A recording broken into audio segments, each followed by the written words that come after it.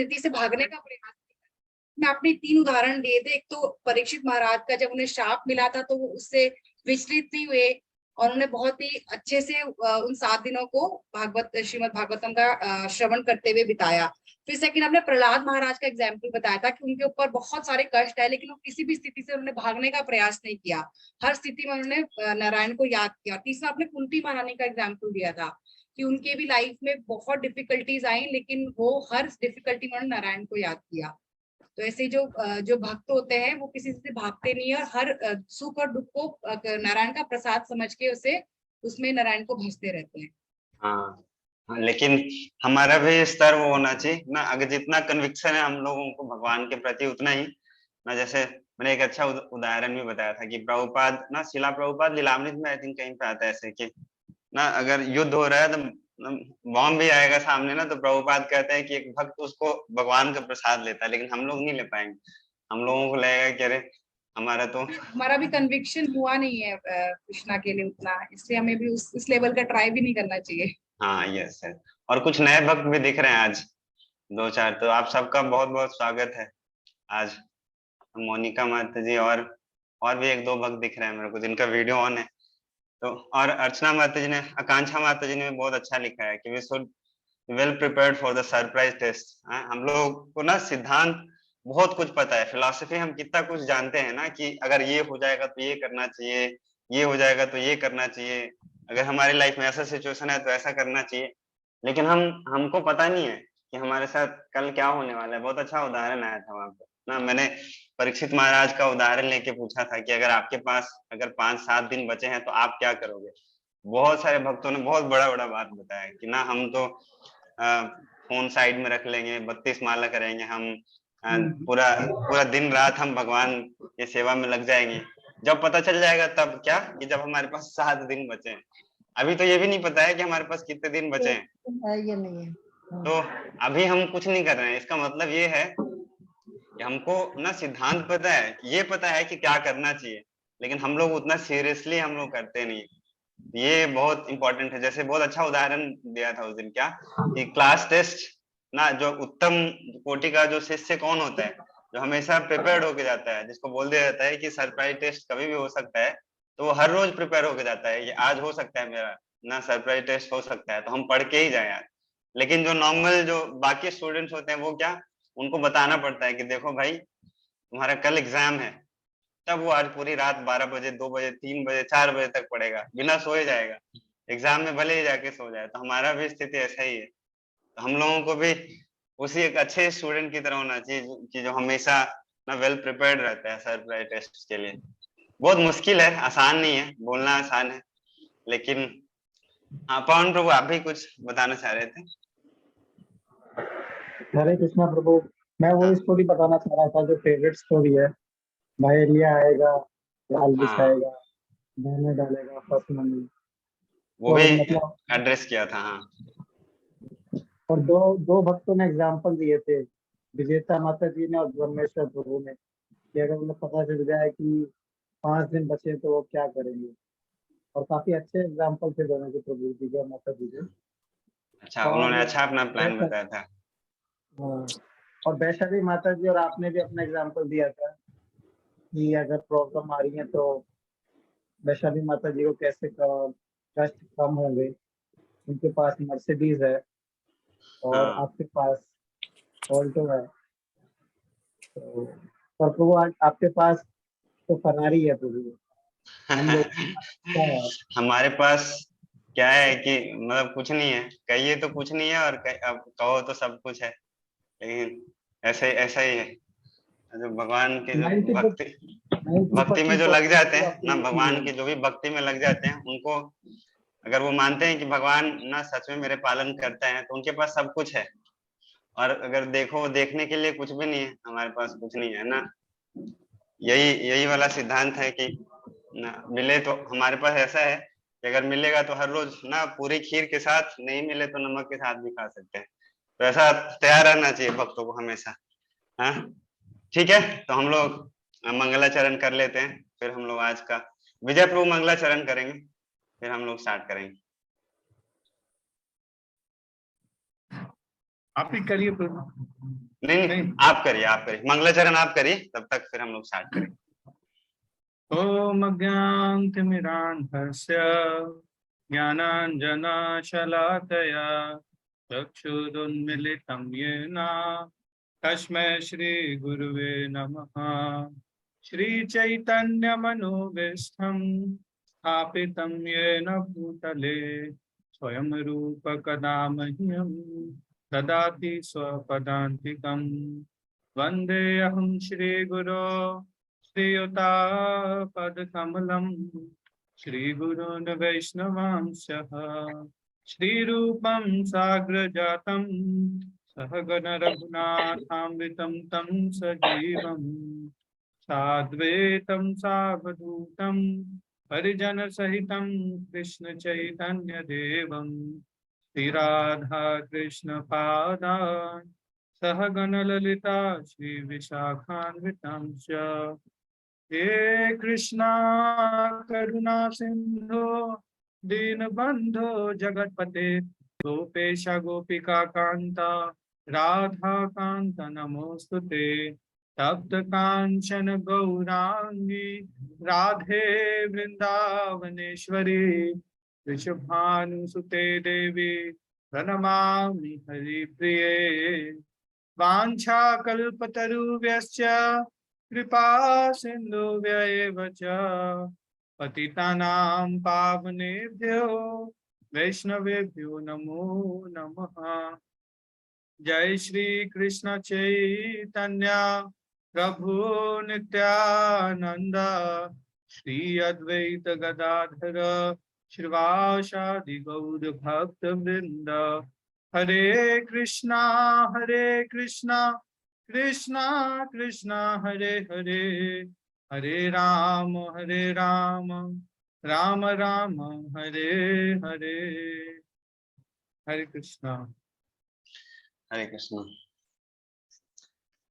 तो ना बहुत आप सब भक्तों ने बहुत अच्छा ना शेयर किया पॉइंट्स पिछले क्लास से, और बताया क्या कि स्टार्टिंग में ये जैसे कि आप सबको पता है ये चैप्टर का नाम, अध्याय का नाम है कि किस तरीके से परीक्षित महाराज को एक ब्राह्मण के एक छोटे से बालक के द्वारा ना श्राप मिला।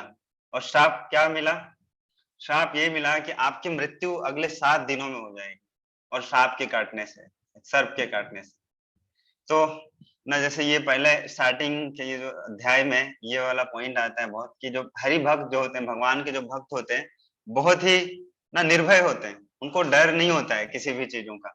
और क्यों डर नहीं होता है, ये बहुत इंपॉर्टेंट पॉइंट है, हम लोगों ने चर्चा किया था। क्यों? क्योंकि वो ना लास्ट समय जब भी आता है तो भगवान की कथा सुनने के लिए गुरु के पास जाते हैं। जैसे परीक्षित महाराज के पास जब ऐसा सिचुएशन आया तो वो किनके पास गए? सुखदेव गोस्वामी के पास गए। और यही ना मूल कारण होता है, जो भगवान की कथा जो सुनते हैं अंत समय में, तो उनको पता होता है क्या कि जब अंत समय में जैसा हमारा जो चेतना होगा, आगे आगे का भी जो हमारा ना जो जर्नी होने वाला है उसके हिसाब से होगा। भगवत गीता में हम लोगों ने पढ़ा है, बहुत सारे श्लोक आते हैं इसके इस संदर्भ में। जन्म कर्म च मे दिव्यम, फिर आता है ना अंत काले च मामेव, जैसा हमारा अंत काल में जैसा भी स्मृति होता है हमारा, उस तरीके का हमारा अगला जो जीवन प्राप्त होता है हमको। और ये जो हरि भक्त होते हैं, भगवान के भक्त होते हैं ना, उनको पूरा पूरा विश्वास होता है, और वो एक ना परंपरा के हिसाब से गुरु के पास जाते हैं। वो किनके पास गया? अगर आपको याद होगा, हम लोगों ने तीसरे चौथे श्लोक में पढ़ा था, काफी अच्छे से डिटेल में चर्चा भी किया था कि क्यों निर्भय होते हैं, कैसे वो ना गुरु के पास जाते हैं कथा सुनने के लिए। तो सुखदेव गोस्वामी के पास गए और वो उन्होंने अपना जो जिज्ञासा प्रकट किया कि हमारे पास मात्र अब 7 दिन बचे हैं, क्या करना चाहिए हमें। तो यही प्रश्न मैंने आप सब लोगों से पूछा था, और जिसका कि बहुत अच्छे से आप लोगों ने आंसर किया था। 2-3 भक्तों ने बताया था। तो हम लोग आज आगे हम लोग पढ़ते हैं। मैं शेयर करता हूँ आप लोगों को स्क्रीन, फिर हम लोग पढ़ेंगे।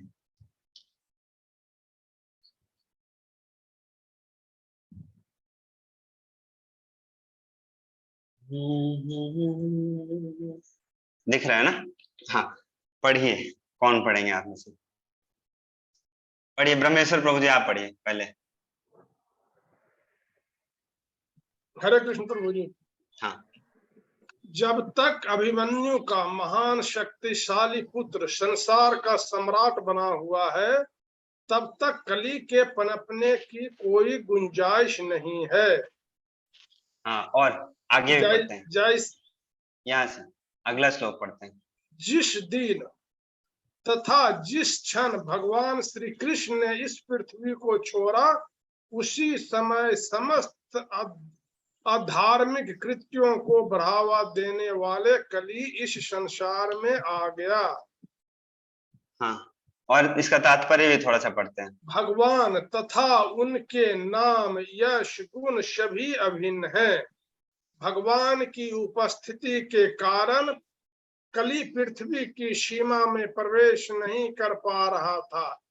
इसी प्रकार यदि भगवान के पवित्र नाम गुणों आदि के सतत कीर्तन का प्रबंध हो तो कली के प्रवेश के लिए जरा भी अवसर नहीं मिल पाएगा। संसार से कली को भगाने की यही युक्ति है। हाँ, बस प्रभु। तो ये ना, ये अगर आप लोगों को याद हो जो संदर्भ किस तरीके से चल रहा है, तो ये ना सूत गोस्वामी सौनक आदि मुनियों को कथा सुना रहे हैं ये। और सूत गोस्वामी जब सौनक आदि मुनियों को कथा सुना रहे हैं तो उन्होंने कब सुना रहे हैं, अगर आपको याद है, अगर पिछले अध्याय में अगर आप लोगों ने ध्यान पूर्वक सुना होगा, तो सूत गोस्वामी से प्रश्न पूछा था सौनक आदि मुनि और जो 88,000 जो ऋषि मुनि वहां पे साथ में बैठे हैं, उन्होंने प्रश्न पूछा था कि हे मुनिवर, कृपया करके आप मुझे परीक्षित महाराज के बारे में सारा कुछ बताइए, उनका इतिहास, वो क्यों इतना फेमस है, क्यों उनका इतना गुणगान किया गया है। तो उसी के डिटेल में ना उसको आंसर करते हुए सूत गोस्वामी, क्योंकि परीक्षित महाराज जब सुनने के लिए गए थे तब तो परीक्षित महाराज का वर्णन था नहीं उस समय। परीक्षित महाराज लेकिन इतने फेमस क्यों है, ये प्रश्न पूछा था उन्होंने। तो उसी के आंसर करते हुए ये कह रहे हैं क्या पिछले श्लोक में, कि जब तक ना परीक्षित महाराज इस शासन में थे, पृथ्वी पे थे, तब तक कली काल ना अपना जो प्रभुत्व है वो फैला नहीं पा रहा था संसार में। और क्यों नहीं फैला पा रहा था, अगले श्लोक में बताया क्या, कि जब तक इस संसार में, इस पृथ्वी में भगवान का वास होगा ना, जब तक, तब तक कली अपना ना वर्चस्व नहीं बढ़ा सकता है। और जो भगवान के जो भक्त होते हैं वो क्या करते हैं, जो भी कुछ करते हैं ना, वो उनका हर कार्य के पीछे यही मोटिव रहता है, इंटेंशन यही रहता है क्या, कि भगवान आस पास हो।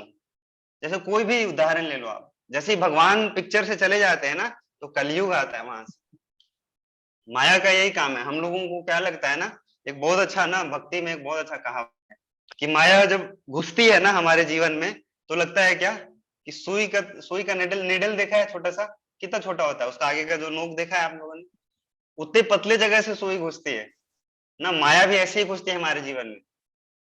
हम ना वैदिक भक्ति जो हम कर रहे हैं, साधना भक्ति जो प्रैक्टिस करते हैं, रूल्स रेगुलेशन होते हैं हमारे जीवन में। और रूल्स रेगुलेशन को लेके हम लोग बहुत ना स्ट्रिक्ट होते हैं कि हमको सुबह उठना है, भगवान का नाम का जप करना है, भागवत सुनना है, भगवान को भोग लगा के ही खाना है, बाहर नहीं खाना है ना, हमको ना नियम पालन करने हैं। हम थोड़ा सा ढील दे देते हैं, थोड़ा सा, और माया वहीं पे घुस जाती है हमारे जीवन में। माया कैसे घुसती है, एक उसको सुई के तिनके जितना जगह भी मिलेगा ना हमारे जीवन में तो वो घुस जाएगी। और निकलती कैसे पता है आप सब लोगों को, ना हाथी से भी विशाल रूप लेके निकलती है। मतलब हमने थोड़ा सा, अगर आपने थोड़ा सा अपने जीवन में इतनी सा जगह दिया माया को घुसने के लिए, वो अपना काम कर जाएगी। और भक्ति में कितना विनाश करेगी, हाथी का जितना शरीर होता है। कंपैरिजन देखिए, ऐसा कहावत है भक्ति में, भक्त लोग बताते हैं, और ये बात फैक्ट है। आप ना थोड़ा सा ढील दे दोगे ना, कि आज भर सो ही लेते हैं, या आज भर 16 माला छोड़ ही देते हैं, एक दिन चलो, एक दिन का बाद में कर लेंगे, या आज बिना, चलो आज मार्केट गए ना तो आज बिना भगवान को भोग लगाए खा ही लेते हैं। आपने थोड़ा सा ढील दिया, लेकिन उससे हमारा जो भक्ति में इतना बड़ा इम्पैक्ट आता है, इतना बड़ा, आपको पता ही नहीं चलेगा माया कैसे कार्य करती है। और माया जब कार्य करती है ना, तो जिसपे कार्य करती है उसको लगता है क्या, हम तो अभी भक्ति में है ही। उसको तब पता चल जाता है जब सीधा ना बाउंड्री के बाहर हो जाते हैं, वो बैक टू पवेलियन हो जाते हैं, तब उनको पता चलता है अच्छा अब तो हमारा माला ही नहीं हो रहा है। लेकिन भक्त क्या करते हैं, भक्त यही करते हैं क्या, हर चीजों में यही संदेश देंगे। जैसे जो भी एक्टिविटी ले लो, भागवतम पढ़ने से लेके, सुबह उठने से लेके, भगवान को भोग लगाने से, उनका क्या इंटेंशन है कि भगवान रहे आपके आसपास। और जब तक भगवान आसपास होते हैं ना, तो ये भी यहाँ पे भी जो सूत गोस्वामी सौनक आदि मुनियों को क्या बता रहे हैं, कि जब तक भगवान होंगे तब तक कली अपना वर्चस्व नहीं बढ़ा सकता है। और परीक्षित महाराज ऐसे ही फेमस नहीं थे, जो वो राज्य करते थे, राज्य ऋषि थे, राजा तो थे ही, राजा तो बहुत सारे लोग हुए हैं, बहुत सारे ना, सिकंदर भी ना एक राजा था अपने, लेकिन उसको राज्य ऋषि नहीं कहते हम लोग, उसको भक्त नहीं बोलते हैं। वो भी बहुत फेमस राजा हुआ करते थे ना, बहुत सब कुछ जीतने के बाद भी ना अपने क्रोध से हार गए वो। लेकिन परीक्षित महाराज क्या थे ना, राज ऋषि थे ना, जो साधु पुरुष, राजा भी और साथ साथ में साधु पुरुष भी। इसलिए जो स्टूडेंट्स होते हैं उनको बोला जाता है क्या, कि आप छात्र ऋषि बने। छात्र ना आपका तो है ही जिम्मेवारी, लेकिन ऋषि का क्वालिटी अपने अंदर लाके छात्र ऋषि बनेंगे, तब फिर ना आप कृष्णा कॉन्शियसनेस में रहते हुए आप ना अपना जो छात्र का जो आपका रिस्पॉन्सिबिलिटी है उसको आप अच्छे से कर सकते हैं। तो इसमें भगवान हमेशा साथ में रहेंगे। और जब तक कोई भी अगर आप कार्य कर रहे हो और उसमें आपको अगर भगवान का स्मरण नहीं है ना, भगवान अगर आपके आसपास नहीं है पिक्चर में, तो वो करना श्रम वही केवलम ना, हमारे शास्त्र यही बताते हैं। जिस भी चीज करने से अगर आपकी स्मृति भगवान की नहीं बन रही है, तो वो क्या है, श्रम वही केवलम। मतलब क्या है, बस एक आप परिश्रम कर रहे हो। और परिश्रम कैसा, जैसे गधा भी परिश्रम करता है ना। संसार में लोग बोलते हैं क्या, हम किसी से मिल रहे थे, हर रोज जब भी मिलते हैं तो बहुत सारे लोग हमको ऐसे मिलते हैं, वो कहते हैं क्या, कर्म करना चाहिए अपना। कर्म तो कर रहे हैं ना हम अपना, तो कर्म तो देखो, कर्म कर रहे हैं, बहुत मेहनत कर रहे हैं, गधा भी मेहनत करता है ना। ये बहुत अच्छा उदाहरण है समझने के लिए हम सबको। अच्छा, आप कितना देर, मैं पूछता हूँ आप सब लोगों से, आप कितना देर कर्म करते हो? तो वो कहते हैं हम तो 8 घंटे करते हैं, सुबह 10 बजे से लेके शाम के 6 बजे तक हम कर्म करते हैं। मैं बोला गधा, गधा 12 घंटा कर्म करता है, तभी वो थकता नहीं है। उसके ऊपर और बोझ डालो तो वो और 2-4 घंटे कर लेगा, किस लिए, थोड़ी सी घास के लिए। तो आपसे महान तो फिर गधा होना चाहिए। अगर कर्म ही पूजा है ना, भगवत गीता का ये श्लोक बहुत ना मिस इंटरप्रेटेड है बहुत ज्यादा, कर्मण्यवाधिकारस्ते, बस एक लाइन, माँ फलेषु कदाचन तो भूल गए, उसके आगे जो भी आता है मातु संगस्तु कर्मणि, वो तो याद ही नहीं होता है। क्या याद रहता है, कर्मण्यवाधिकारस्ते, कर्म करना है हमको। इसके आगे ये भी आता है कि फल का इच्छा नहीं करना है। उसके बाद और भी कुछ आता है कि जो आप फल प्राप्त हो रहा है, जो कर रहे हो, उसका डूअर भी नहीं मानना है आपको, इतना नहीं पता होता है। तो जो कर्म ही पूजा वाला जो सिद्धांत है, कर्म करना है हम लोगों को, लेकिन कृष्णा कॉन्शियस कर्म करना है। जो भी हम कर्म कर रहे हैं, कार्य कर रहे हैं, अगर उससे भगवान का स्मृति नहीं है ना, जॉब भी करते हैं हम, स्टूडेंट भी है, तो हमको भगवान के लिए पढ़ना है। कोई सोच सकता है, बहुत सारे नए भक्त हैं यहाँ पे, वो सोच सकते हैं हम भगवान के लिए कैसे काम करेंगे, हम पूरा काम करें, जो महीने के लास्ट में जो हमको ना तनख्वाह मिलता है वो हम भगवान को दे दें। अरे भगवान को हम लोग क्या ही दे सकते हैं, भगवान तीनों लोकों के स्वामी, उनके उनकी सेवा में न सहस्त्र सत्सम ब्रह्म सेव्य मानम, हजारों लक्ष्मियां ना भगवान की सेवा में लाइन में लगी रहती हैं ना। भगवान की पूजा करने के लिए ब्रह्मा जी थाली लेके, भगवान को तो छोड़ दो, भक्तों की पूजा करने के लिए ब्रह्मा जी तैयार रहते हैं। तो ऐसे भगवान को हम क्या दे सकते हैं, लेकिन प्रेम से जो भी कुछ हम कार्य करते हैं, उसमें हमको ये सोचना चाहिए कि क्या मैं ये जो कार्य कर रहा हूँ उससे मैं भगवान के थोड़ा सा करीब जा रहा हूँ कि नहीं। चाहे वो ना ड्यूटी का हो, चाहे वो ना फैमिली रिस्पॉन्सिबिलिटीज हो, चाहे वो स्टूडेंट रिस्पॉन्सिबिलिटी, कोई भी जिम्मेवारी हम कर रहे हैं ना, उसमें हमको सोचना चाहिए। और वो आप कनेक्ट कर सकते हो उसको भगवान से। आप पढ़ाई करते हैं ना, तो भगवत गीता में भगवान ने बोला 10वें अध्याय में क्या, कि जो भी ना जो बुद्धि आ रहा है आप सब लोगों को, वो किसके पास से आ रहा है, मेरे पास से आ रहा है। भगवान ऐसा कहते हैं, मैं अपने नहीं बोल रहा हूँ, मेरे पास से, भगवान ऐसा कहते हैं। तो जब पढ़ते हैं ना, अच्छे मार्क्स आते हैं, तो हमको क्रेडिट देना चाहिए भगवान को। अगर आप दे पा रहे हो ना, तब आप ये जो भगवत गीता के श्लोकों के जो सिद्धांत है उसको अपने जीवन में आप उतार पा रहे हो। और ऐसा एक जो भगवान का भक्त होता है ना, वो करता है। भगवान का भक्त कभी भी क्रेडिट नहीं लेता है अपने ऊपर कि ये जो कार्य किया है मैंने किया है। इसलिए अगर आप देखो ना, तो भक्त लोग बात करते हैं जनरली ना, तो मैं नहीं यूज करते हैं कि मैं कर रहा हूँ ऐसे, इससे अभिमान आ जाता है भक्तों को।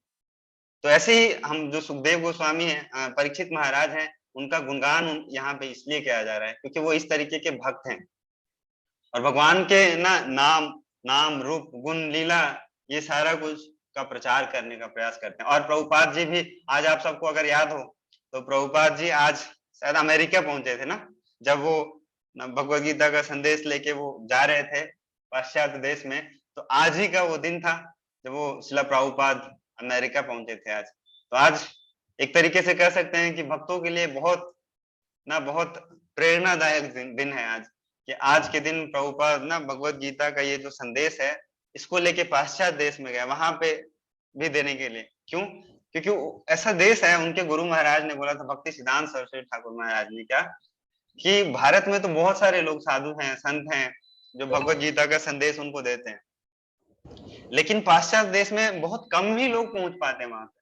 और जो पहुंचते भी हैं वहां पे, तो वो अपना जिस उद्देश्य से जाते हैं वहां पे उसको पूरा नहीं कर पाते वहां पे। ना कोई भारत से जाते हैं लेकिन वहां पे उसी सभ्यता में लीन हो जाते हैं, कोई भी वापस आ जाते हैं, कोई हार मान लेते हैं। लेकिन शिला प्रभुपाद अपने गुरु का जो इंस्ट्रक्शन है उसको ऐसे लाइफलाइन मान के गए हैं कि अब करना है तो यही करना है, इसके अलावा कुछ नहीं।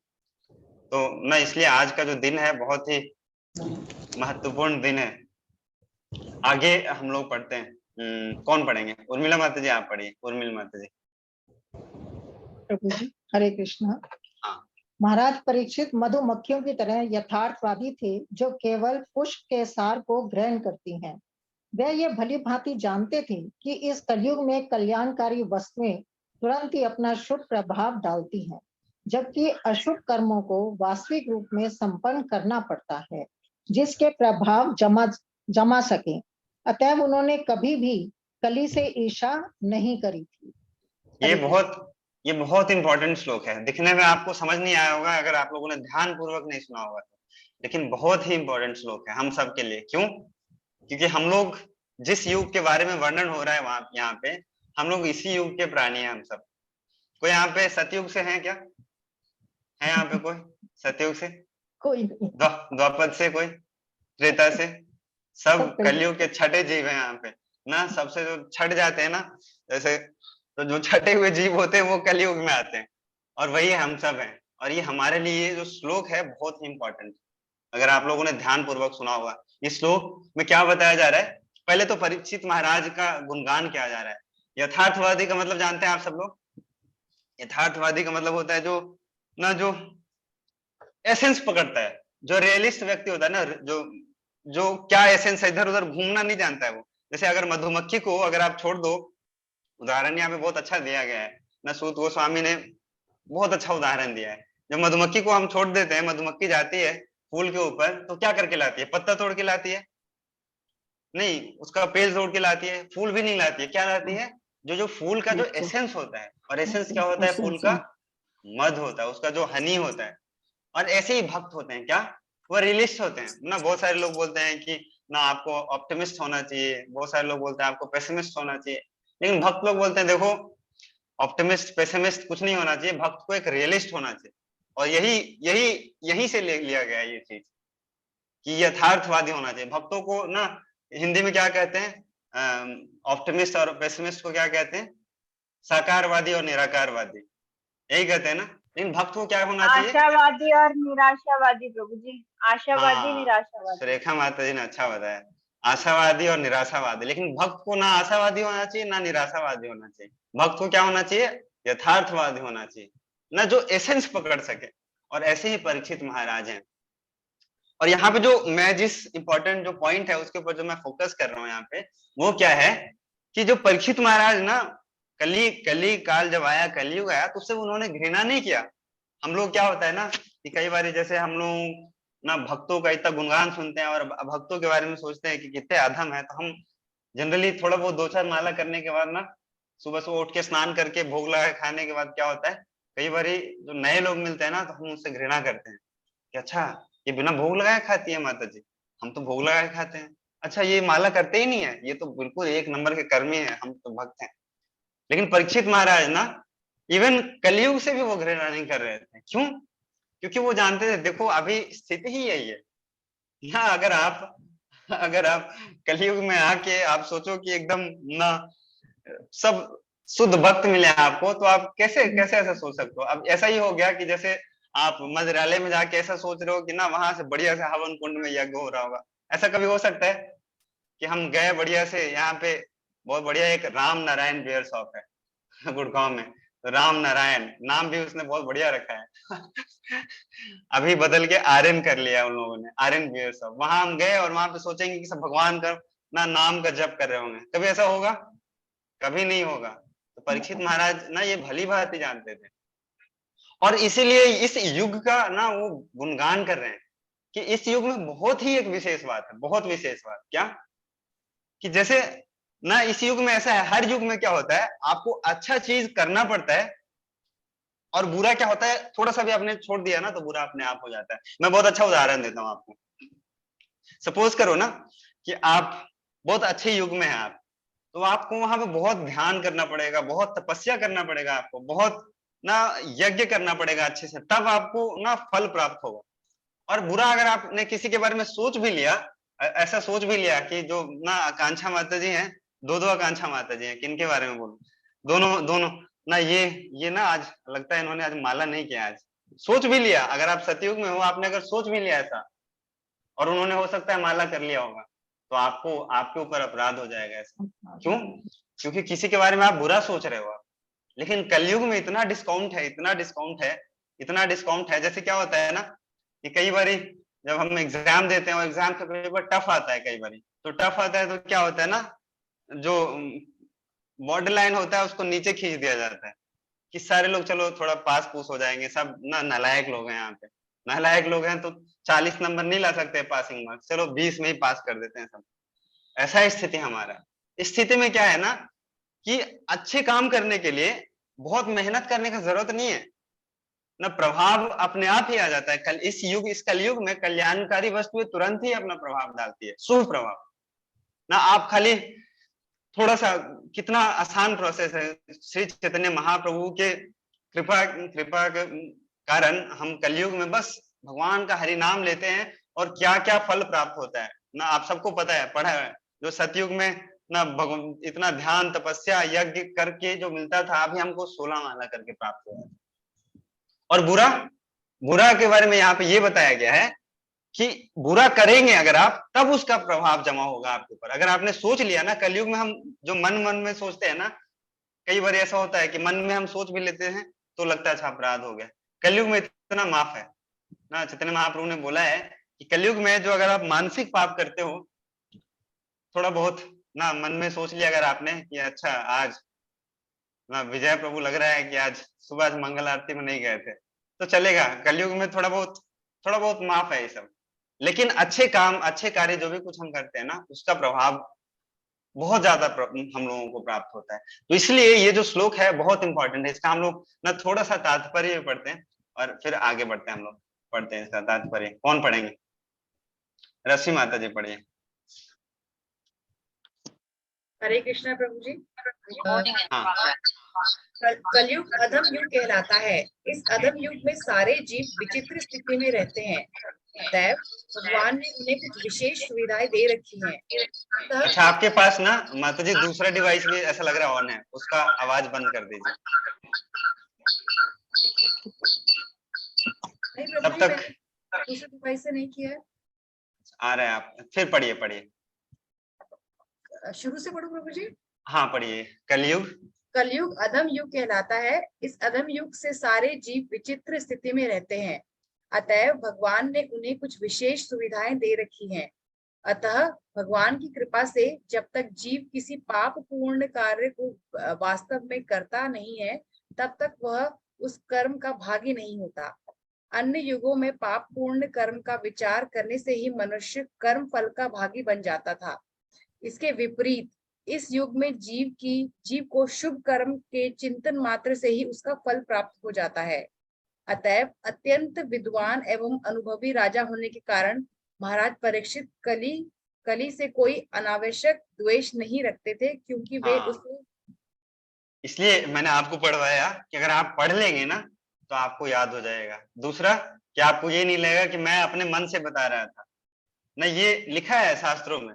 और प्रभुपाद जी ने तात्पर्य में बहुत अच्छे से लिखा, और बहुत सारे प्रभुपाद जी ने लिखा है ना, उसका उदाहरण भी है ना, प्रमाण भी है शास्त्रों में कि ना मन में ऐसे सोच रहे थे। वो एक भक्त हैं, मन में सोच रहे थे कि ना मैं भगवान को भोग लगा रहा हूँ, भगवान के लिए मैं बना रहा हूँ, खीर बना रहा हूँ, और अभी जो बर्तन है, बर्तन में खीर बना लिया, बहुत बहुत गर्म है अभी, और मैं भगवान को भोग लगाने जा रहा हूँ, छुआ, उन्होंने, उनका हाथ जल गया।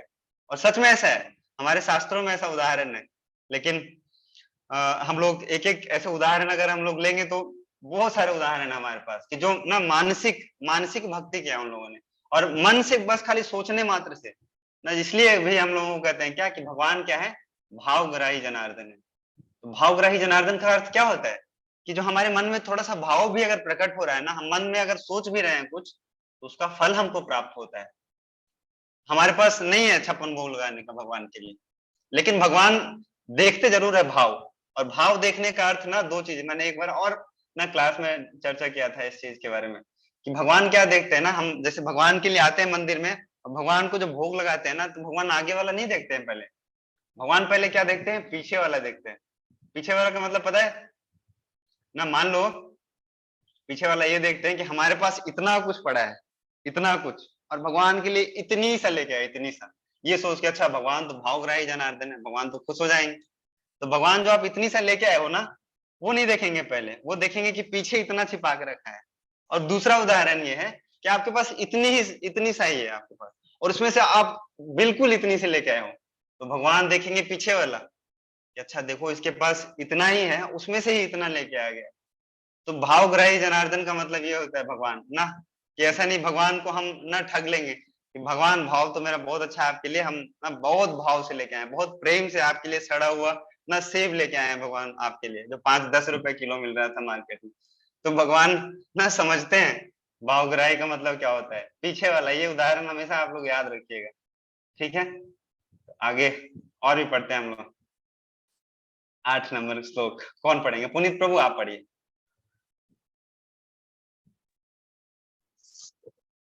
महाराज परीक्षित ने विचार किया कि अल्पज्ञ मनुष्य कली को अत्यंत शक्तिशाली मान सकते हैं, किंतु जो आत्म संयमी हैं उन्हें किसी प्रकार का भय नहीं है। राजा बाघ के समान शक्तिमान थे और मूर्ख लापरवाह मनुष्यों की रखवाली करते थे।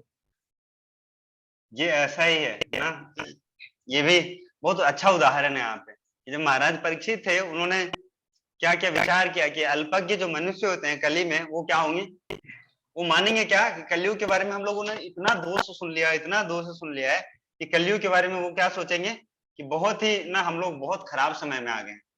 लेकिन जो इंटेलिजेंट लोग होंगे ना, जो बुद्धिमान दर्जे के जो लोग होंगे, वो क्या मानेंगे, अपने आप को बहुत बड़ा सौभाग्यशाली मानेंगे। क्यों? क्योंकि मनुष्य जीवन का लक्ष्य क्या है, परम लक्ष्य क्या है मनुष्य जीवन का? भगवान के पास जाना, भगवान का प्रेम प्राप्त करना। और वो प्रेम प्राप्त करने का जो साधन है, हमारा साध्य। कोई भक्त मेरे से पता नहीं कोई प्रश्न पूछ रहे थे कल परसों कि हमारा साध्य क्या होता है, साधन क्या होता है, साधना क्या होता है। तो हमारा जो साध्य है मनुष्य जीवन का ना, साध्य क्या है, भगवान को प्राप्त करना, गोल क्या है हमारा। और वो साध्य को प्राप्त करने के लिए जो विधि हम अपनाते हैं, जो साधना, वो क्या है हमारा, उसको साधना कहते हैं। और ये साधना इतना आसान हो गया है कलयुग में, क्या है, बस आपको 4 नियम पालन करने हैं। और बहुत अच्छा पिछले क्लास में बताया था, ये किसी भक्तों ने बताया नहीं, प्रिकॉशन और प्रिस्क्रिप्शन, 2 चीज बताया था ना, कि बीमार व्यक्तियों के लिए 2 चीज होता है, प्रिकॉशन और प्रिस्क्रिप्शन। अब प्रिकॉशन क्या है कि क्या क्या हमको नहीं करने हैं, और जो 4 नियम हम लोग पालन करते हैं ना, no meat eating, no intoxication, no gambling, ये क्या है हमारे लिए, प्रिकॉशन है। और प्रिस्क्रिप्शन क्या है हमारे लिए, ABCD बताया था ना, भक्तों का संग करना है, शास्त्र पढ़ना है। तो ये बहुत ही आसान हो गया, सरल हो गया है कलयुग में। इसीलिए परीक्षित महाराज कह रहे हैं क्या, कि जो बहुत इंटेलिजेंट जो व्यक्ति होंगे ना, वो जानेंगे क्या कि ये जो कलयुग का समय है बहुत ही अच्छा है। और शास्त्रों में बताया भी गया है ना, परीक्षित महाराज को सुखदेव गोस्वामी बताते हैं क्या, कि कलयुग में बहुत ही दोष ना, कलयुग में दोषों का सागर है कलयुग। कलेर दोषो निधे राजन अस्ति है को महान गुना कीर्तना देव कृष्णस्य मुक्त संग परम। कलयुग में दोषों का सागर है, लेकिन उसमें वो दोषों का सागर में भी एक इतना अच्छा चीज है क्या, भगवान का नाम है, कीर्तनाद एवं कृष्णस्य मुक्त संग परम। और ये जो भगवान का नाम का जो कीर्तन है, ये कलयुग में इतना अच्छा साधन है। ये उस तरीके से जैसे ना, कोई गए हैं यहाँ से तिरुपति भगवान का दर्शन करने के लिए, बालाजी का दर्शन करने के लिए, वहां पे कोई गए हैं आप में से? इधर शिखा माता जी गए हैं, कितना लंबा लाइन होता है? अमित प्रभु गए हैं, कितना लंबा लाइन होता है अमित प्रभु? बहुत आप लंबा, लाइन में एक एक दो दिन का लाइन, एक एक दो दो हाँ। तीन तीन दिन का लाइन रहता है, बहुत 3 लंबा दिन का लाइन रहता लगा है, 3 दिन का लंबा लाइन लग के भगवान को दर्शन प्राप्त करना है। और ये कलयुग में पता है कैसा है, जैसे ना आपको पता होगा अगर, तो तिरुपति मंदिर में बैक डोर्स भी हैं, जहाँ पे वहां पे पुजारी को अगर कुछ दान दक्षिणा दोगे ना तो पीछे वाले बैक डोर से दर्शन करा देते हैं। तो चैतन्य महाप्रभु ने हम सबको यही बैक डोर का रास्ता दिखा दिया है, पीछे से एकदम। 3 दिन खड़े होके भगवान का दर्शन जो कर रहे थे जो लोग, वो 15-20 मिनट में कर लेते हैं, 15-20 मिनट में। कितना फायदा है। और हरे ऐसे ही जो कृष्ण प्रभु जी, हाँ हरे कृष्ण प्रभु जी, हम लोग बहुत बीमार थे, मेरा हस्बैंड हॉस्पिटलाइज थे, उसके बाद हम उधर गए थे और बहुत लंबा लाइन था, तो उसमें हमको ये लगा कि हमको शायद नहीं मिलेगा। एक आदमी आके बोला, आप तो एयरपोर्ट की इंचार्ज हो, तो आप एक काम करो, आप अपना आइडेंटिटी कार्ड दिखा के चले जाओ। मेरे को ऐसा लगा कि तिरुपति भगवान जी ने हमको बोला, तुम बीमार हो, तुम सबसे पहले आ जाओ। तो मतलब बहुत ही लगा, मतलब I was very lucky that day. यही लगता है मेरे को। यस, मेरा एक कॉलेज का एक जूनियर है, तो वो ना उधर का ही है, तिरुपति जी के बगल में उसका घर है। तो वो कह रहा था, sir lord Tirupati is lord of money, अगर आप उसको मनी देगा तो he will give you visa for darshan. तो मैंने बोला अच्छा ठीक है ना, थोड़ा सा ले जाओ हमारे पास से भी और भगवान की हुंडी में डाल देना ना, कभी भगवान तिरुपति जी हमको, बालाजी हमको कभी बुला ले। तो वो इस तरीके से उनका ऐश्वर्य है ना, इसलिए वो मजाक में बोलते हैं उनको सब कि he is lord of money. उनका इतना ऐश्वर्य है वहां पे भगवान का, कि ऐश्वर्य अगर आप देख लोगे ना तो लगेगा कि जो हम पढ़ते हैं ना कि वैकुंठ में क्या होता है भगवान का ऐश्वर्य, उसी तरीके से होता है वहां पे।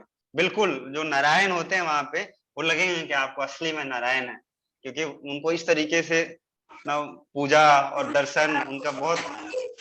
संध्या माता जी, आपको म्यूट कर देता हूँ मैं बार बार, हाँ हटा लेता हूँ आप लोगों को म्यूट का ना, राइट टू म्यूट हटा देता हूँ। ये सिटीजनशिप का राइट से बाहर आता है, राइट टू इक्वालिटी फ्रीडम, हम किसी को हर्ट नहीं कर रहे हैं, लेकिन हमने म्यूट का हटा दिया राइट आप सबसे। तो ऐसे ही है। और भागवतम में ना सुखदेव गोस्वामी ने बताया परीक्षित महाराज को कि जो भगवान के जो भक्त होते हैं ना, कृष्ण भक्त बड़ा चतुर, जो श्लोक है उसमें बताया गया क्या कि जो कृष्ण के जो भक्त होते हैं, भगवान के जो भक्त होते हैं, सुमेध सा, सुमेध का मतलब क्या होता है, मेध का मतलब क्या होता है, आप लोगों ने पढ़ा होगा, हिंदी पढ़ा है, मेधावी छात्र पढ़ते हैं ना हम सब लोग, मेधावी छात्र। मेधावी छात्र का मतलब क्या होता है कि बहुत ही इंटेलिजेंट क्लास का ये छात्र है। लेकिन सुखदेव गोस्वामी परीक्षित महाराज को क्या कह रहे हैं, सुमेधसा, इंटेलिजेंट ही नहीं, उन इंटेलिजेंट लोगों में से भी ना छटे हुए, जैसे कलयुग में छटे हुए लोग आते हैं यहाँ पे, वैसे ही ना बहुत इंटेलिजेंट लोग में से भी छटे हुए जो इंटेलिजेंट लोग होते हैं, वैसे लोग भगवान की भक्ति करते हैं। तो आप सब लोगों को कभी डिप्रेशन नहीं होना चाहिए सोच के कि ना मैं तो भोंदूराम हूँ। आप सब लोग बहुत इंटेलिजेंट हैं। क्यों? मैं नहीं कह रहा हूँ, सुखदेव गोस्वामी खुद से कह रहे हैं क्या कि सुमेध ऐसा, जो भगवान की जो भक्ति कर रहे हैं वो सुमेध ना, एक्सेलेंट, एक्सेलेंट स्टूडेंट्स नहीं माता जी, सुपर एक्सेलेंट। एक्सेलेंट में तो फिर आपने फिर नॉर्मल कर दिया आपने। तो ये है। और हम लोग आगे पढ़ते हैं थोड़ा सा 9th नंबर का श्लोक। कौन पढ़ेंगे आप में से?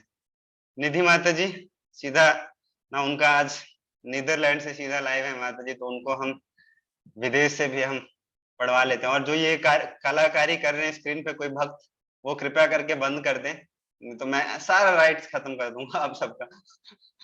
कौन भक्त हैं जो ये पूरा कलाकारी कर रहे हैं स्क्रीन पे? पढ़िए, कौन पढ़ेंगे? आप पढ़िए, अमित प्रभु आप पढ़िए।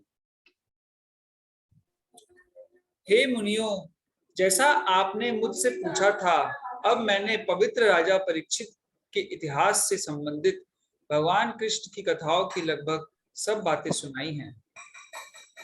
हाँ, ये मैंने स्टार्टिंग में ही आप लोगों को बताया था, अगर आपको याद है तो, क्या कि यहाँ पे जो सूत गोस्वामी हैं, उन्होंने बोला कि आप अपने जो प्रश्न पूछा था परीक्षित महाराज से, जो संदर्भ में जितना प्रश्न पूछा था उनके बारे में, उनका जीवन चरित्र, वो सारा कुछ मैंने आपको बता दिया है।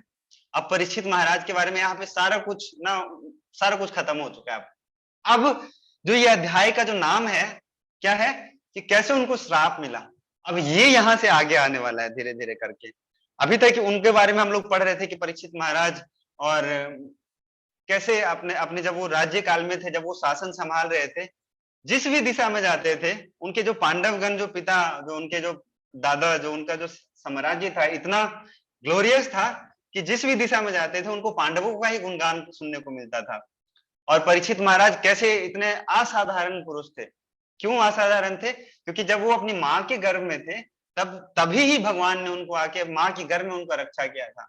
तो ये सारा जो गुणगान है, ये सारा जो विशेषता है, ये यहाँ पे सूत गोस्वामी ने खत्म कर दिया। और खत्म करने के बाद बताया भी है कि हे मुनियों, जैसा आपने मुझसे पूछा था ना, तो कई बारी ना डिटेल जो कथा होता है वो पूछने पे आता है बाहर ना। ये हम लोग कई बारी चर्चा कर चुके हैं कि जैसे भगवत गीता प्रश्न उत्तर है, वैसे ही ये जो भागवतम भी है ये भी एक तरीके से प्रश्न उत्तर ही है ना।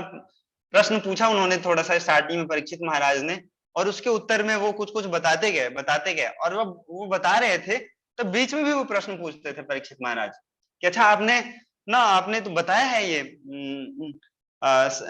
सतयुग के बारे में बताया है, और सतयुग में इतना जल्दी से आगे बढ़ा दिया उसमें क्या क्या हुआ था, ये जो आपने ये मनवंतर का कथा सुनाया है, अच्छा ये कौन से युग का कौन सा मनवंतर है।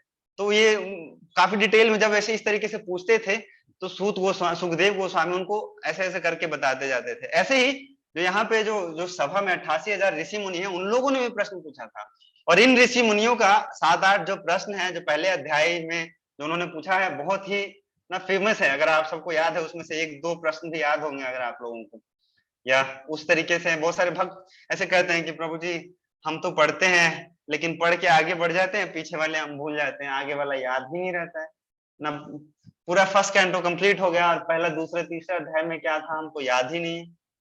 तो ऐसे याद रहता है ना, अगर आप इसको रिलेट कर पाओगे कि अच्छा उन्होंने ये प्रश्न पूछा था उसका ये उत्तर दिया था। भगवत गीता में ना कई बारी जो श्लोकों इस तरीके से हमको याद रहता है क्या कि अर्जुन ने अभी ये प्रश्न पूछा था, चंचला ही मना कृष्णा प्रमाति बलभद्रम। हे भगवान, जो ये हमारे जो इंद्रिय है ना, जो मन है हमारा इतना चंचल है क्या है कि हम वायु को तो कंट्रोल कर सकते हैं लेकिन हम अपने मन को नहीं कंट्रोल कर सकते। तब इसके बाद में भगवान ने क्या उत्तर दिया, अभ्यास है ना तो कौन्तेय, अभ्यास करो और वैराग्य का प्रैक्टिस करो। यही जो श्लोक है ना, यही है क्या करना चाहिए जीवन में हमारे और क्या नहीं करना चाहिए ना। ये जो श्लोक है बहुत ब्रॉड है। जो ये श्लोक में ये जो प्रश्न का जो उत्तर दिया है भगवान श्री कृष्ण ने अर्जुन को कि हमारा मन बहुत चंचल तो है, सच में सबका मन बहुत चंचल है। और आजकल के स्टूडेंट्स का ना सबसे जो बड़ा हॉट क्वेश्चन ये होता है कि सर हम मन को कैसे कंट्रोल करें। तो इसका उत्तर यही है क्या जो भगवान ने अर्जुन को दिया था। और ऐसा तो है नहीं कि हमारे साथ ही बहुत एक्स्ट्राऑर्डिनरी चीज हो रहा है कि हमारा ही मन बहुत ज्यादा चंचल है, हम ही नहीं कंट्रोल कर पा रहे हैं।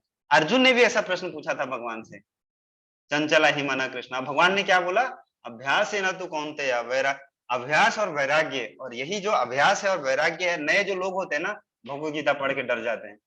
अच्छा ये वैराग्य का अभ्यास करवाएंगे ये लोग, अच्छा हमको घर वर छुड़वा देंगे हमको, अच्छा हमको भी मंदिर में जाना पड़ेगा, अच्छा अपना श्लोक का वो पढ़ते हैं और उसका अपना अनुवाद करते हैं, उसका अपना तात्पर्य निकालते हैं और वो फिर कभी नहीं भगवत गीता पढ़ते हैं। तो इसका मतलब क्या होता है, जो ये मैंने बताया था प्रिक्वेशन और क्या प्रिस्क्रिप्शन, यही श्लोक से आया है। यहाँ पे भगवान ने बताया है कि क्या करना चाहिए ना। जो अभ्यास ये चीज बताता है, भगवान बताते हैं कि ये अभ्यास ये चीज है जो हमको करना है हमारे जीवन में। और वैराग्य का मतलब यह है उन सब चीजों से वैराग्य लेना है जिन सब चीजों को हमको नहीं करना है। तो ऐसे याद रखेंगे, मैंने ये बता रहा था आप लोगों को कि कैसे याद रहता है शास्त्र पढ़ते हैं तो ऐसे हम जब रिलेट करके पढ़ेंगे ना, और हम भगवत गीता को भी भागवतम से हम लोग रिलेट कर सकते हैं। तो जब रिलेट करके पढ़ेंगे ना तो आपको याद रहेगा कि किसका कनेक्शन किधर से बन रहा है। आज हम थोड़ा सा 1-2 कनेक्शन आपको बना के दिखाते हैं आज। तो आगे थोड़ा सा पढ़ते हैं। आज थोड़ा सा फिलोसफिकल चल रहा है, कथा नहीं सुना रहा हूँ। तो भक्तों को नींद तो नहीं आ रहा है, आज नींद नहीं आ रहा है ना। आज कथा वथा कम लेके आया हूँ, आज थोड़ा सा आज बहुत फिलोसफी है। आज नींद नहीं आ रहा है ना, आप लोग थोड़ा सर्वर डुला दीजिए, वीडियो दिखा दीजिए, लिख दीजिए चैट बॉक्स में नहीं आ रहा है तो पता चल जाएगा हम लोग को। ठीक है, नहीं आ रहा है, क्योंकि अब हम लोग ऐसा मान के चलते हैं कि खाली कथा आप लोग सुनते रहोगे तो फिर सिद्धांत भी पढ़ना है हम सबको ना। जो भगवान के जो भक्त होते हैं, सिद्धांत जानिया ना चित्त करे आलस ना। हम लोगों को भगवान श्री चैतन्य महाप्रभु कृष्णदास कविराज गोस्वामी चैतन्य चरितामृत में लिखते हैं क्या कि भक्तों को सिद्धांत जानने में ना आलस नहीं करना चाहिए। कथा तो सुनना ही है लेकिन कथा सुन के उसमें क्या टीचिंग्स मिलते हैं हमारे जीवन में वो भी जानना चाहिए। उसमें हो सकता है बीच बीच में थोड़ा बहुत नींद आए हम सबको, हो सकता है कि ना हम लोग हमारे सर के ऊपर से चला जाए, हो सकता है कभी समझ ना आए, लेकिन प्रयास करना चाहिए। सिद्धांत जानेंगे तभी हम अपने जीवन में अप्लाई कर पाएंगे। कथा सुन के, कथा भी जरूरी है, दोनों बहुत जरूरी है, सिद्धांत भी जरूरी है, कथा भी जरूरी है। कथा सुनते हैं तो हमको ना रस का स्वादन करते हैं, भक्ति में लगता है अच्छा भगवान इतने मधुर हैं कि सुदामा के लिए भगवान, बताओ सुदामा का चरण धो दिया भगवान ने। लेकिन जब हम ये कथा सुनने के बाद इसको हम थोड़ा सा चर्निंग करके हम इसके पीछे का फिलॉसफी जब पढ़ते हैं तो भक्तों को नींद आ जाता है। अच्छा इतना ही तक ही छोड़ देते कि थोड़ा सा एक मुट्ठी चुड़वा लेके आए और भगवान ने ले लिया और भगवान उनको बड़े बड़े महल दे दिए। इसके बाद क्यों चर्चा करते हो आप लोग कि अच्छा इसके पीछे का शिक्षा क्या है, अच्छा इससे भगवान हमको क्या शिक्षा देना चाहते हैं, ये किसी को पसंद नहीं है। कथा सबको अच्छा लगता है। भारत में ना कथा जहाँ पे भी होता है भागवत सप्ताह, तो वहां पे एकदम सैकड़ों लोग पहुंच जाते हैं। लेकिन इस्कॉन में जब भगवत गीता का क्लास होता है जहाँ पे सिद्धांत बताए जाते हैं तो स्टार्टिंग में 50 लोग आते हैं, 50 लोग से फिर 25 लोग हो जाते हैं, 25 लोग से 10-15 लोग, 5 लोग बचेंगे मनुष्य नाम सहस्त्र से। लेकिन जब भागवत सप्ताह होता है तो उसमें क्या होगा, स्टार्टिंग में कम होगा और अगले दिन पता चलता है बगल वाले गांव को, अच्छा इस वाले गांव में भागवत सप्ताह हो रहा है, तो वहां से भी कुछ लोग आ जाते हैं। अगले वाले दिन दूसरे गांव में पता चलेगा अच्छा वहां भागवत सप्ताह हो रहा है, वहां से भी लोग आ जाएंगे। क्यों? क्योंकि सबको कथा सुनना है। और है भी, भगवान का कथा इतना मधुर है, सिद्धांत भी एक्चुअली मधुर है अगर आप उसको समझेंगे। तो यही हम लोग आज थोड़ा सा प्रयास करते हैं समझने का।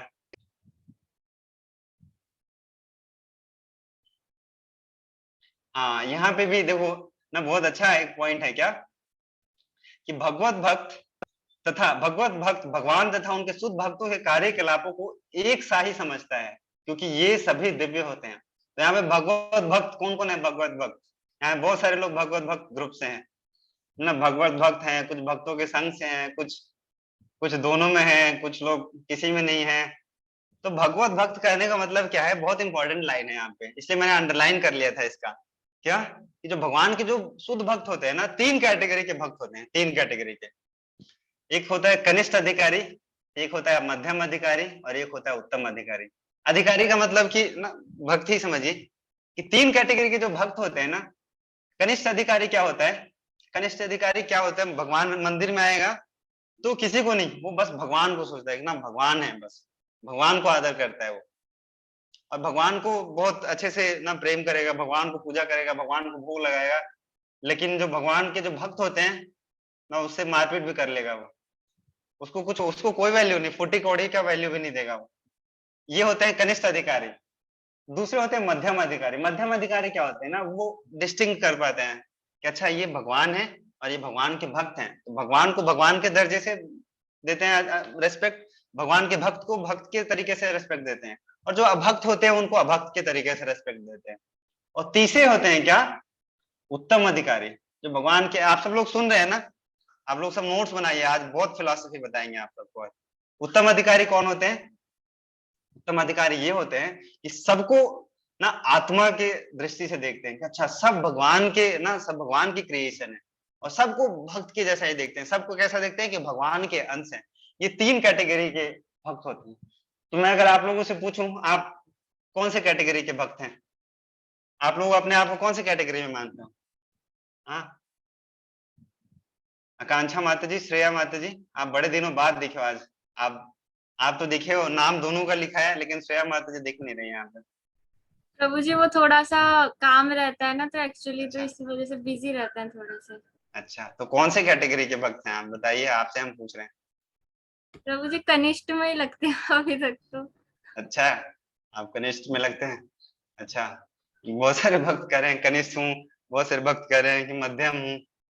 हाँ तो अच्छा है, आप सबका जैसा जैसा भाव है, कि कोई मध्यम है, कोई उत्तम नहीं मानते हैं यहाँ पे अभी आप लोग, तो आप लोगों का स्कोप है थोड़ा सा आगे जाने का।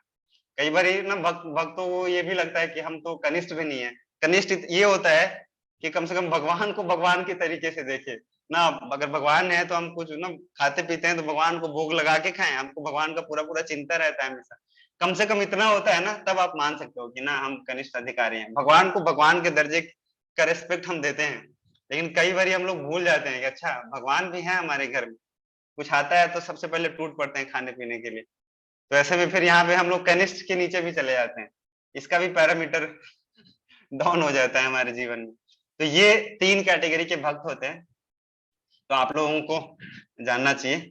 आज नया एंट्री है गौरव प्रभु और शिवा वेदी माता जी, पढ़िए पढ़िए क्या ये जो तात्पर्य है, अनुवाद है, ये पढ़िए 10 नंबर श्लोक का। जो मनुष्य जीवन में पूर्ण सिद्धि प्राप्त करने के इच्छुक हैं, उन्हें अद्भुत कर्म करने वाले श्री भगवान के दिव्य कार्यकलापों तथा गुणों से संबंधित सभी कथाएं अत्यंत विनीत भाव से श्रवण करनी चाहिए। हाँ, ये बहुत अच्छा है, और ये आप लोगों को सोच के बहुत प्रसन्न होना चाहिए कि देखो जो ना इस जीवन में जो पूर्ण सिद्धि प्राप्त करने का जो विधि है, उसको जो प्राप्त करना चाहते हैं उनको जो करना चाहिए, उस विधि में हम लोग लगे हुए हैं। उनको क्या करना चाहिए? भगवान के दिव्य कार्यकलापों तथा गुणों से संबंधित सारी कथाओं अत्यंत विनीत भाव से श्रवण करनी चाहिए। ये बहुत इंपॉर्टेंट है। सुनना और पढ़ना तो है ही इंपॉर्टेंट, लेकिन ये और भी इंपॉर्टेंट है क्या? विनीत भाव से।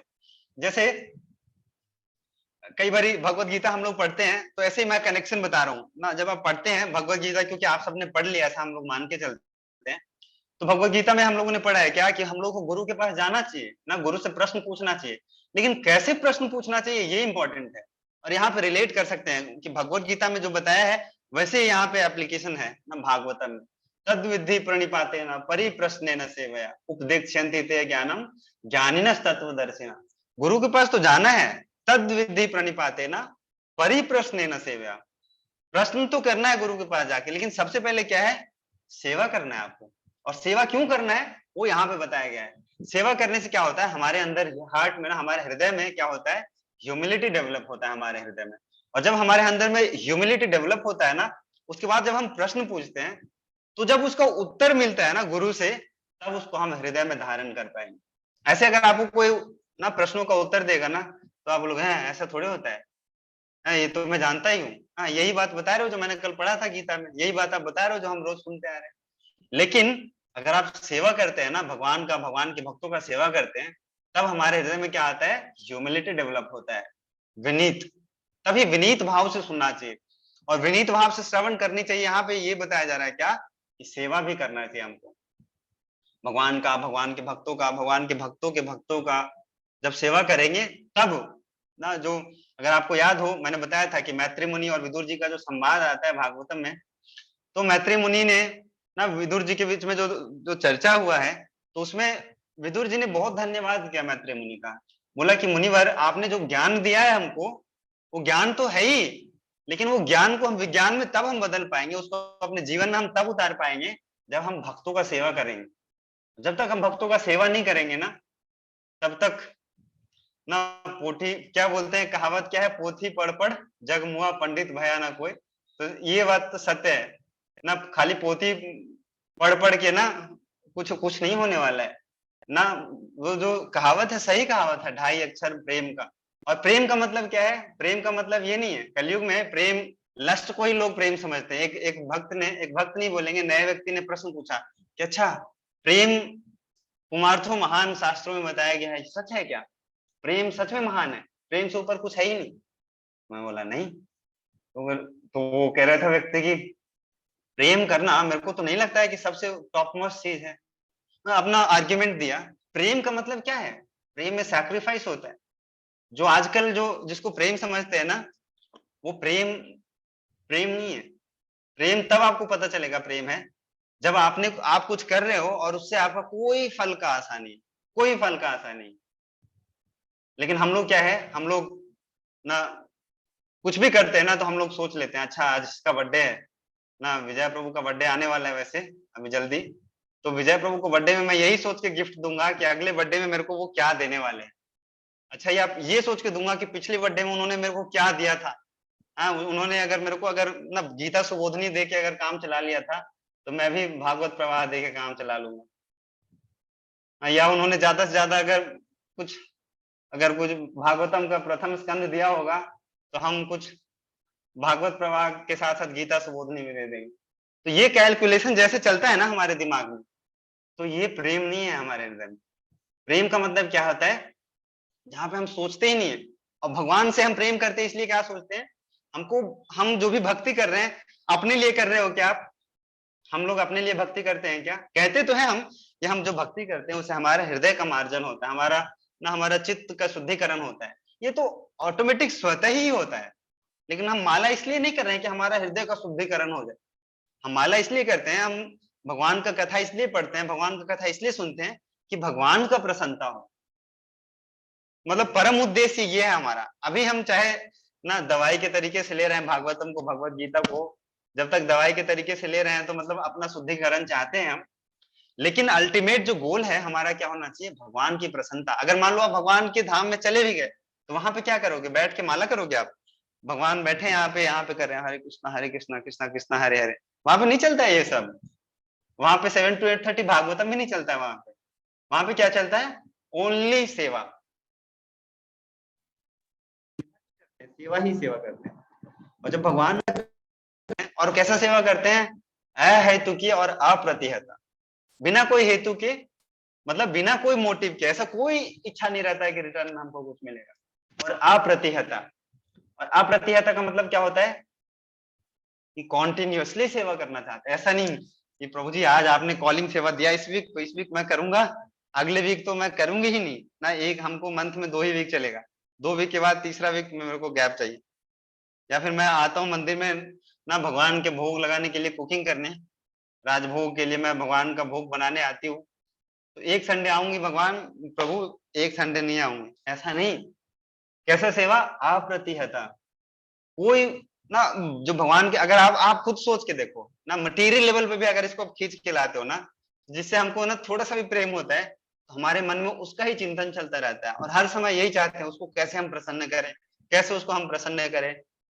मटेरियल एग्जाम्पल मैं ज्यादा देना तो नहीं चाहता हूँ यहाँ पे, लेकिन ऐसे हम बिहार से आज पटना से हम दिल्ली आ रहे थे, गुड़गांव आ रहे थे, तो मेट्रो में तो भीड़ भाड़ में ना ऐसे बहुत सारे लोग घूमते रहते हैं ऐसे ना, यहाँ पे चलता है फ्री मिक्सिंग माता प्रभु सब साथ साथ में। तो मैंने 1 घंटे में देखा कि ना, पहले तो पर्स लिया हाथ में, मेट्रो बहुत लंबा था मेरा, आनंद विहार से लेके हुडा सिटी सेंटर आने में ना 1.5 घंटा लग जाता है लगभग। तो देखा मैंने क्या, उसको होगा थोड़ा बहुत प्रेम होगा, तो सबसे पहले क्या किया ना, पर्स लिया हाथ में। फिर थोड़ी देर के बाद माता को गर्मी लगने लग गया होगा, फिर तो सबसे पहले फिर उसका जैकेट लिया, फिर उसका बैग भी ले लिया। सोचो मतलब हम जिससे प्रेम हो सकता है, कल ना एक कहावत है ना, आप किसी के लिए और हम किसी के लिए और, बोले प्रेम नहीं है, बस थोड़ा सा भी प्रेम है, उसको कितने अच्छे से प्रसन्न करना चाहते हैं। तो भगवान के जो साथ जो हमारा जो संबंध है, और इस संबंध को जान जाते हैं हम, तब हम जो प्रेम करते हैं, ऐसा सोच सकते हैं कि जब वो प्रेम होता होगा, जो भगवान के जो शुद्ध भक्त करते हैं भगवान से, वो किस तरीके का प्रेम होता होगा ना। वो हमारे जो सोच और विचार है ना, उससे बहुत ऊपर है। ऐसा आप लोग सोच ही नहीं सकते, हम लोग मटेरियल वर्ल्ड में रह के ऐसे इस प्लेटफॉर्म पे, कि अहेतु की और अप्रतिहता क्या होता है।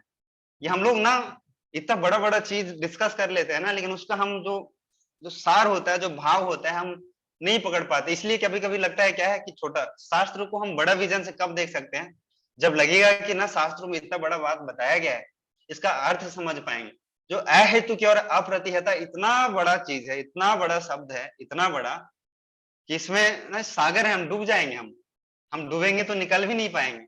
अहेतु की और अप्रतिहता क्या होता है, हम लोग मैं आपको एक प्रैक्टिकल एक बताता हूँ, एक उदाहरण करके देखिएगा कभी भी ऐसा ना। 1 सप्ताह आप अपने जीवन को ऐसे जिए, 1 सप्ताह, और सबके लिए नहीं, कुछ विशेष व्यक्ति के लिए ही कुछ आप एक्टिविटी ऐसा करो कि उससे आपको रिटर्न में कुछ चाहिए नहीं। ऐसा सोच के करो आप कि मेरे को इनको प्रसन्न करना है, चाहे वो माता जी हो, चाहे वो आपके पिताजी हो, चाहे आपको बंधु हो, चाहे वो आपको बांधव हो, भाई बहन कोई भी हो, पति पत्नी कोई भी हो आपके, उनके लिए आप कितना भी क्लोज रिलेशन है ना, तब भी आप ऐसा करेंगे तो आपको बीच बीच में याद आ जाएगा आपको कि अच्छा हम तो बदले में ये सोच रहे थे।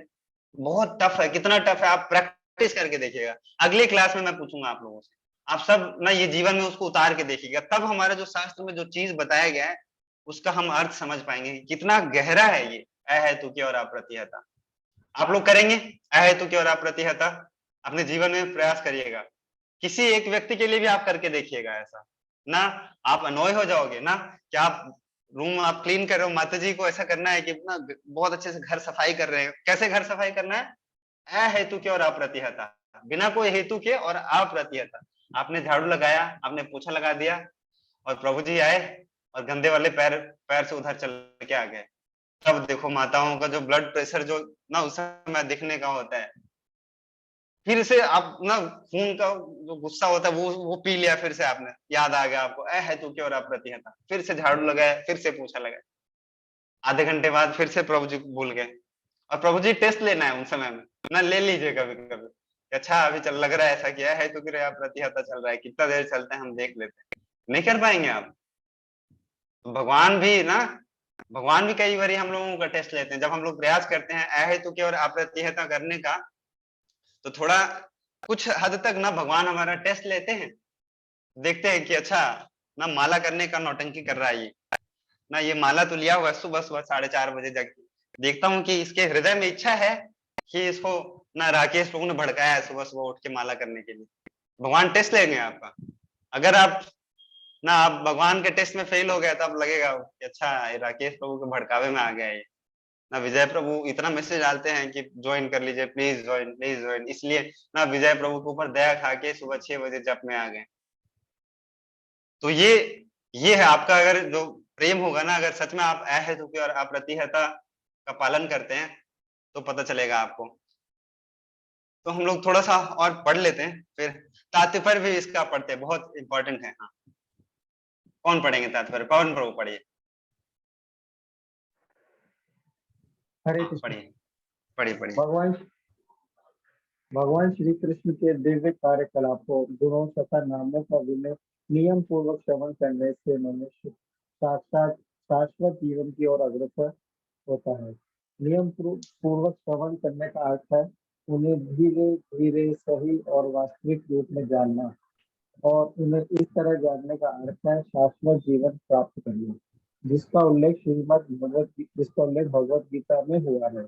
भगवान श्री कृष्ण के ऐसे दिव्य यशस्वी कार्यकलाप जन्म, मृत्यु, जरा तथा व्याधि के उपचार करने के लिए संस्कृत औषधि है, जिन्हें बद्ध जीव भौतिक पुरस्कार समझता है। इस प्रकार जीवन की शुद्धावस्था की परिणति मानव जीवन का लक्ष्य है।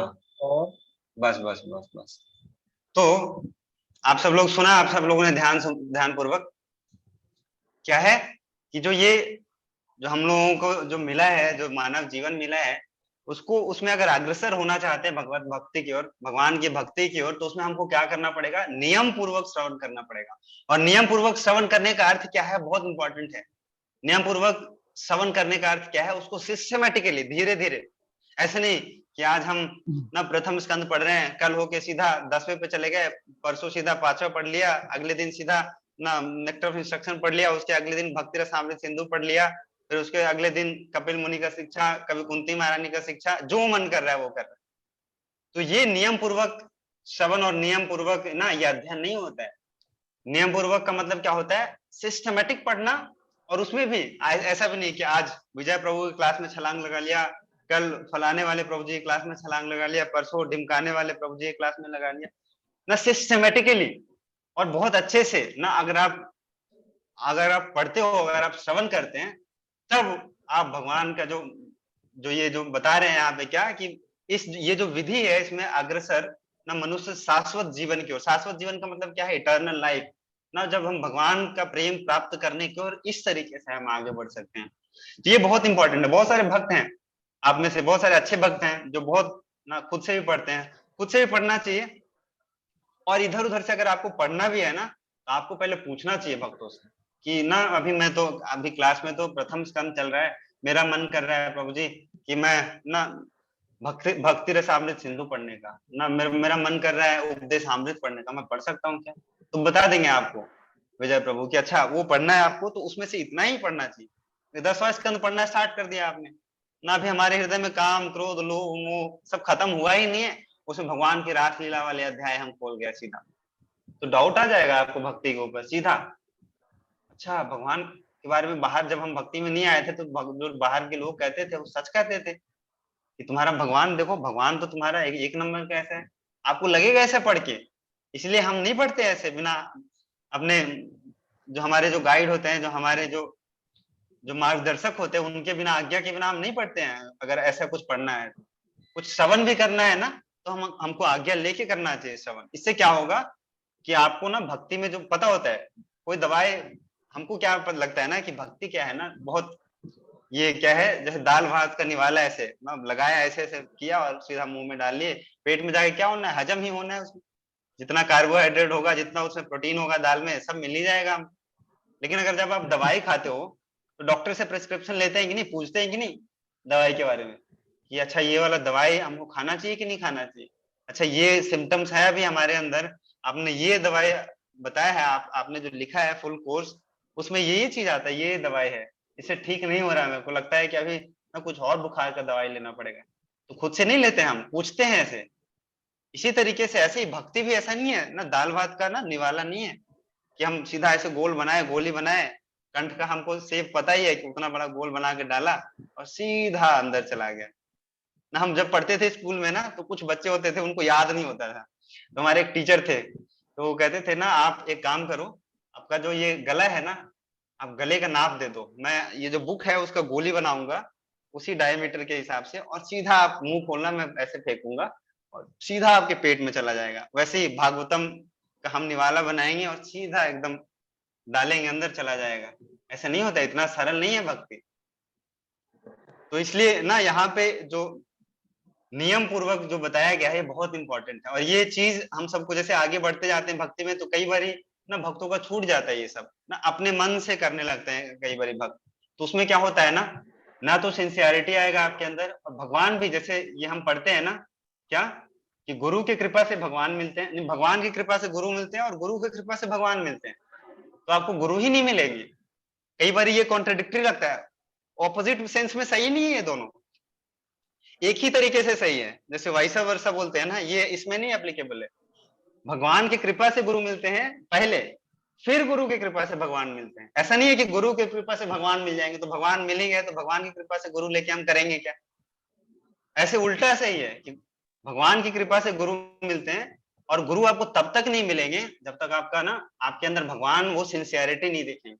और सिंसियरिटी का मतलब क्या है कि आपके अंदर देखेंगे कि आपके अंदर सच में ना भक्ति करने का इच्छा नहीं है। बहुत सारे जो चीटर्स गुरु होते हैं क्यों जाते हैं उनके पास, बहुत सारे लोग, प्रभुपाद बताते हैं कि चीटर्स के पास, चीटर गुरु के पास मैक्सिमम लोग वही जाते हैं ना जिनके अंदर ही रहता है ऐसा कि वो चीट होना चाहते हैं। क्यों होना चाहते हैं वो चीट, वो नियम पूर्वक ना वो भक्ति करना ही नहीं चाहते, उनको शॉर्टकट में ही भगवान को प्राप्त कर लेना है। तो अगर, इसलिए ये बहुत इंपॉर्टेंट है नियम पूर्वक ना, हम सबको ना नियम पूर्वक कहने का अर्थ है कि आप सबको ना ऐसे गाइडेंस में रह के पढ़ना चाहिए, श्रवण करना चाहिए, भक्ति करना चाहिए, माला करना चाहिए। तो ये बहुत ही इंपॉर्टेंट है भक्ति में। ठीक है, तो हम लोग थोड़ा सा और पढ़ते हैं। अभी इतना कुछ उन्होंने बता दिया, कि उन्होंने बताया अभी जो भी अभी चल रहा था, जो अभी सारांश अभी हम लोगों ने पढ़ा अभी तक, वो सूत गोस्वामी शौनक आदि ऋषि मुनि को बता रहे थे। अब उन्होंने बता के कह दिया पिछले श्लोकों में, अगर आपको याद है तो, कि हे मुनिवर, देखो आपने जितना पूछा था, जितना कुछ पूछा था, मैंने आप सबको सारा कुछ बता दिया है। अब इतना बताने के बाद, अब जो ऋषि मुनि में जो सबसे श्रेष्ठ है, सबसे श्रेष्ठ कौन है, कोई यहाँ पे बताएंगे हाथ उठा के? 88,000 ऋषि मुनि में सबसे श्रेष्ठ कौन है वहां पे? नहीं, मैं किन्हीं का टेस्ट लेता हूँ आज। शौनकादि ऋषि प्रभु जी। शौनक मुनि, शौनक। हाँ, आपने बता दिया, मेरे को टेस्ट लेना था भक्तों का। हाँ, मिल गया। तो शौनक, अब शौनक मुनि जो हेड कर रहे थे 88,000 ऋषि मुनियों को, अब वो कहते हैं क्या, देखो क्या, ऋषि उवाच, बहुत अच्छा श्लोक है, सूत जीव समा सौम्या शाश्वती विद सौम्यसा। पढ़ते हैं, इसका क्या मतलब है? टाइम हमारे पास है अभी, थोड़ा सा पढ़ते हैं। कौन पढ़ेंगे आप में से? किरण माता जी, आप पढ़ें। हरे कृष्णा प्रभु जी।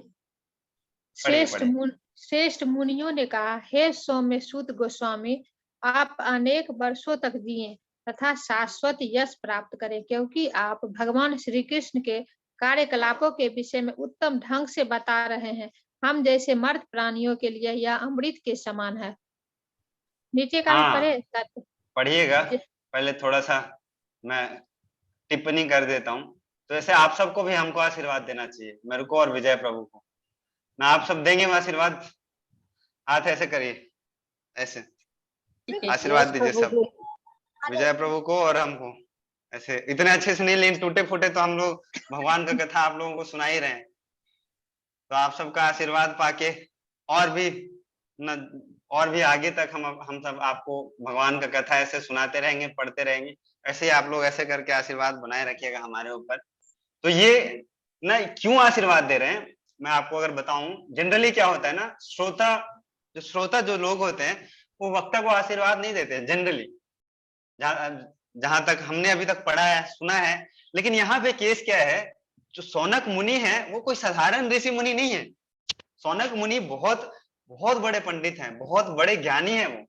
और जो सूत गोस्वामी है, हालांकि जैसे अगर वर्णाश्रम धर्म के हिसाब से भी अगर आप देखो, कास्ट उनका सूत कास्ट बहुत लोअर कास्ट होता है, उतना होने के बाद भी वो किनको कथा सुना रहे हैं? सौनक आदि मुनि को। और वो 88,000 ऋषि मुनि है, ऋषि मुनि। और वो ऋषि मुनि इतने क्वालिफाइड थे ऑलरेडी पहले से कि वो ब्राह्मणों को ना ब्राह्मण बनने का ट्रेनिंग देते थे, और वो बहुत ही वरिष्ठ थे। इसलिए ज्ञान प्राप्त करने के बाद उनको ना आशीर्वाद दे रहे हैं कि हे ऋषिवर, हे मुनि, आप, हे सौम्य सूत गोस्वामी, आप अनेक अनेक वर्षों तक जिए। आप क्यों? क्योंकि आप जो भगवान का जो आप शाश्वत यश प्राप्त करें, बहुत प्रख्यात हो, आपका कीर्ति ना तीनों लोकों में फैले, क्योंकि आप भगवान का जो दिव्य कार्यकलाप है उसको बहुत ही उत्तम ढंग से बता रहे हैं हमको।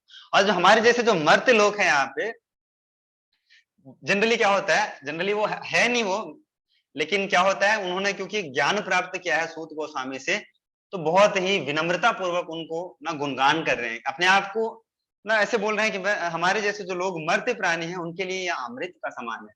और अमृत तो है ही, भगवान का कथा सबके लिए अमृत है ना। इवन जो भगवान को प्राप्त भी कर लेते हैं ना, जो कहते हैं ना कि जो आत्मा राम चमुनियो, जो आत्मा राम जो लोग होते हैं, आत्मा राम का मतलब क्या है, जो अपने आप में आनंद रहते हैं, क्योंकि हृदय में परमात्मा है, उसमें ही आनंद लीन होके उसमें ही आनंद की खोज करते हैं ना, वैसे लोग भी भगवान का कथा में आनंद लेते हैं।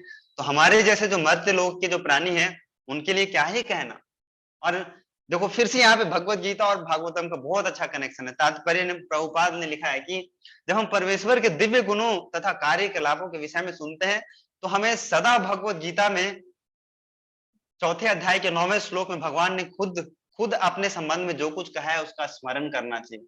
और वो क्या कहा है, आप में से किन्हीं को याद है? जन्म कर्म च मे दिव्यम योवम यो वेति तत्वता तत्व देहम पुनर्जन्मा नैति मामेति सो अर्जुना। क्या बोला है कि यहाँ पे जो लिखा है कि जो आपका भगवान का कथा जो हम सबको सुना रहे हो वो कैसा है, अमृत के समान है। और अमृत पीने से क्या होता है, अमृत प्राप्त करने से क्या होता है, ऐसे कहते हैं अमर हो जाते हैं, हम कहते हैं ना अमृत पीने से अमर हो जाते हैं। लेकिन ये तीनों लोगों के लिए ऐसे वैलिड होता है। अमृत पी के ऐसा नहीं है कि हम शाश्वत काल के लिए अमर हो जाएंगे, लेकिन ये जो भगवान का जो कथा रूपी जो ये अमृत है उसको अगर हम पी लेते हैं, अगर उसका भगवान का जो आप समझा रहे हो, भगवान का जो कार्यकलाप, जो भगवान का एक्टिविटीज, भगवान का जो लीलाएं समझा रहे हो, वो कितना इंपॉर्टेंट है। भगवत गीता में भगवान ने खुद कहा है, स्वयं कहा है, क्या? जन्म कर्म चमे दिव्यम। जो ये जो दिव्य, जो मेरा जो जन्म है, जो मेरा जो कर्म है, जो भगवान यहाँ पे आके जो कर्म करते भी हैं, इतना दिव्य है कि अगर उसको कोई अगर समझ लेता है तो उसको क्या होता है, नैति मामेति स्वर्जुना, उसको दोबारा आना नहीं पड़ता है। और इसी संदर्भ में जब हम लोग ना पिछले 2-3 अध्याय में जब हम पढ़ रहे थे, जब जो गोपियों के बारे में हम पढ़ रहे थे, जब हस्तिनापुर की जो रानियां थी उनके बारे में हम पढ़ रहे थे 15वें 14वें अध्याय में, तो वहां पे बहुत अच्छा चीजों को चर्चा किया था हम लोगों ने, अगर आप सबको याद है तो, कि भगवान ना उन सब लोगों के लिए इतना बड़ा एश्योरेंस दे रहे हैं क्या, कि जन्म कर्म चमे दिव्यम योवम योवेति तत्वता। भगवान का जन्म और भगवान का कर्म अगर कोई समझ लेता है उसको दोबारा आना नहीं पड़ता है। लेकिन उन लोगों को कितना बड़ा फॉर्च्यून होगा, आप खुद सोच के देखो, कि भगवान का जन्म और कर्म समझने मात्र से दोबारा इस संसार में आने का जरूरत नहीं पड़ता है।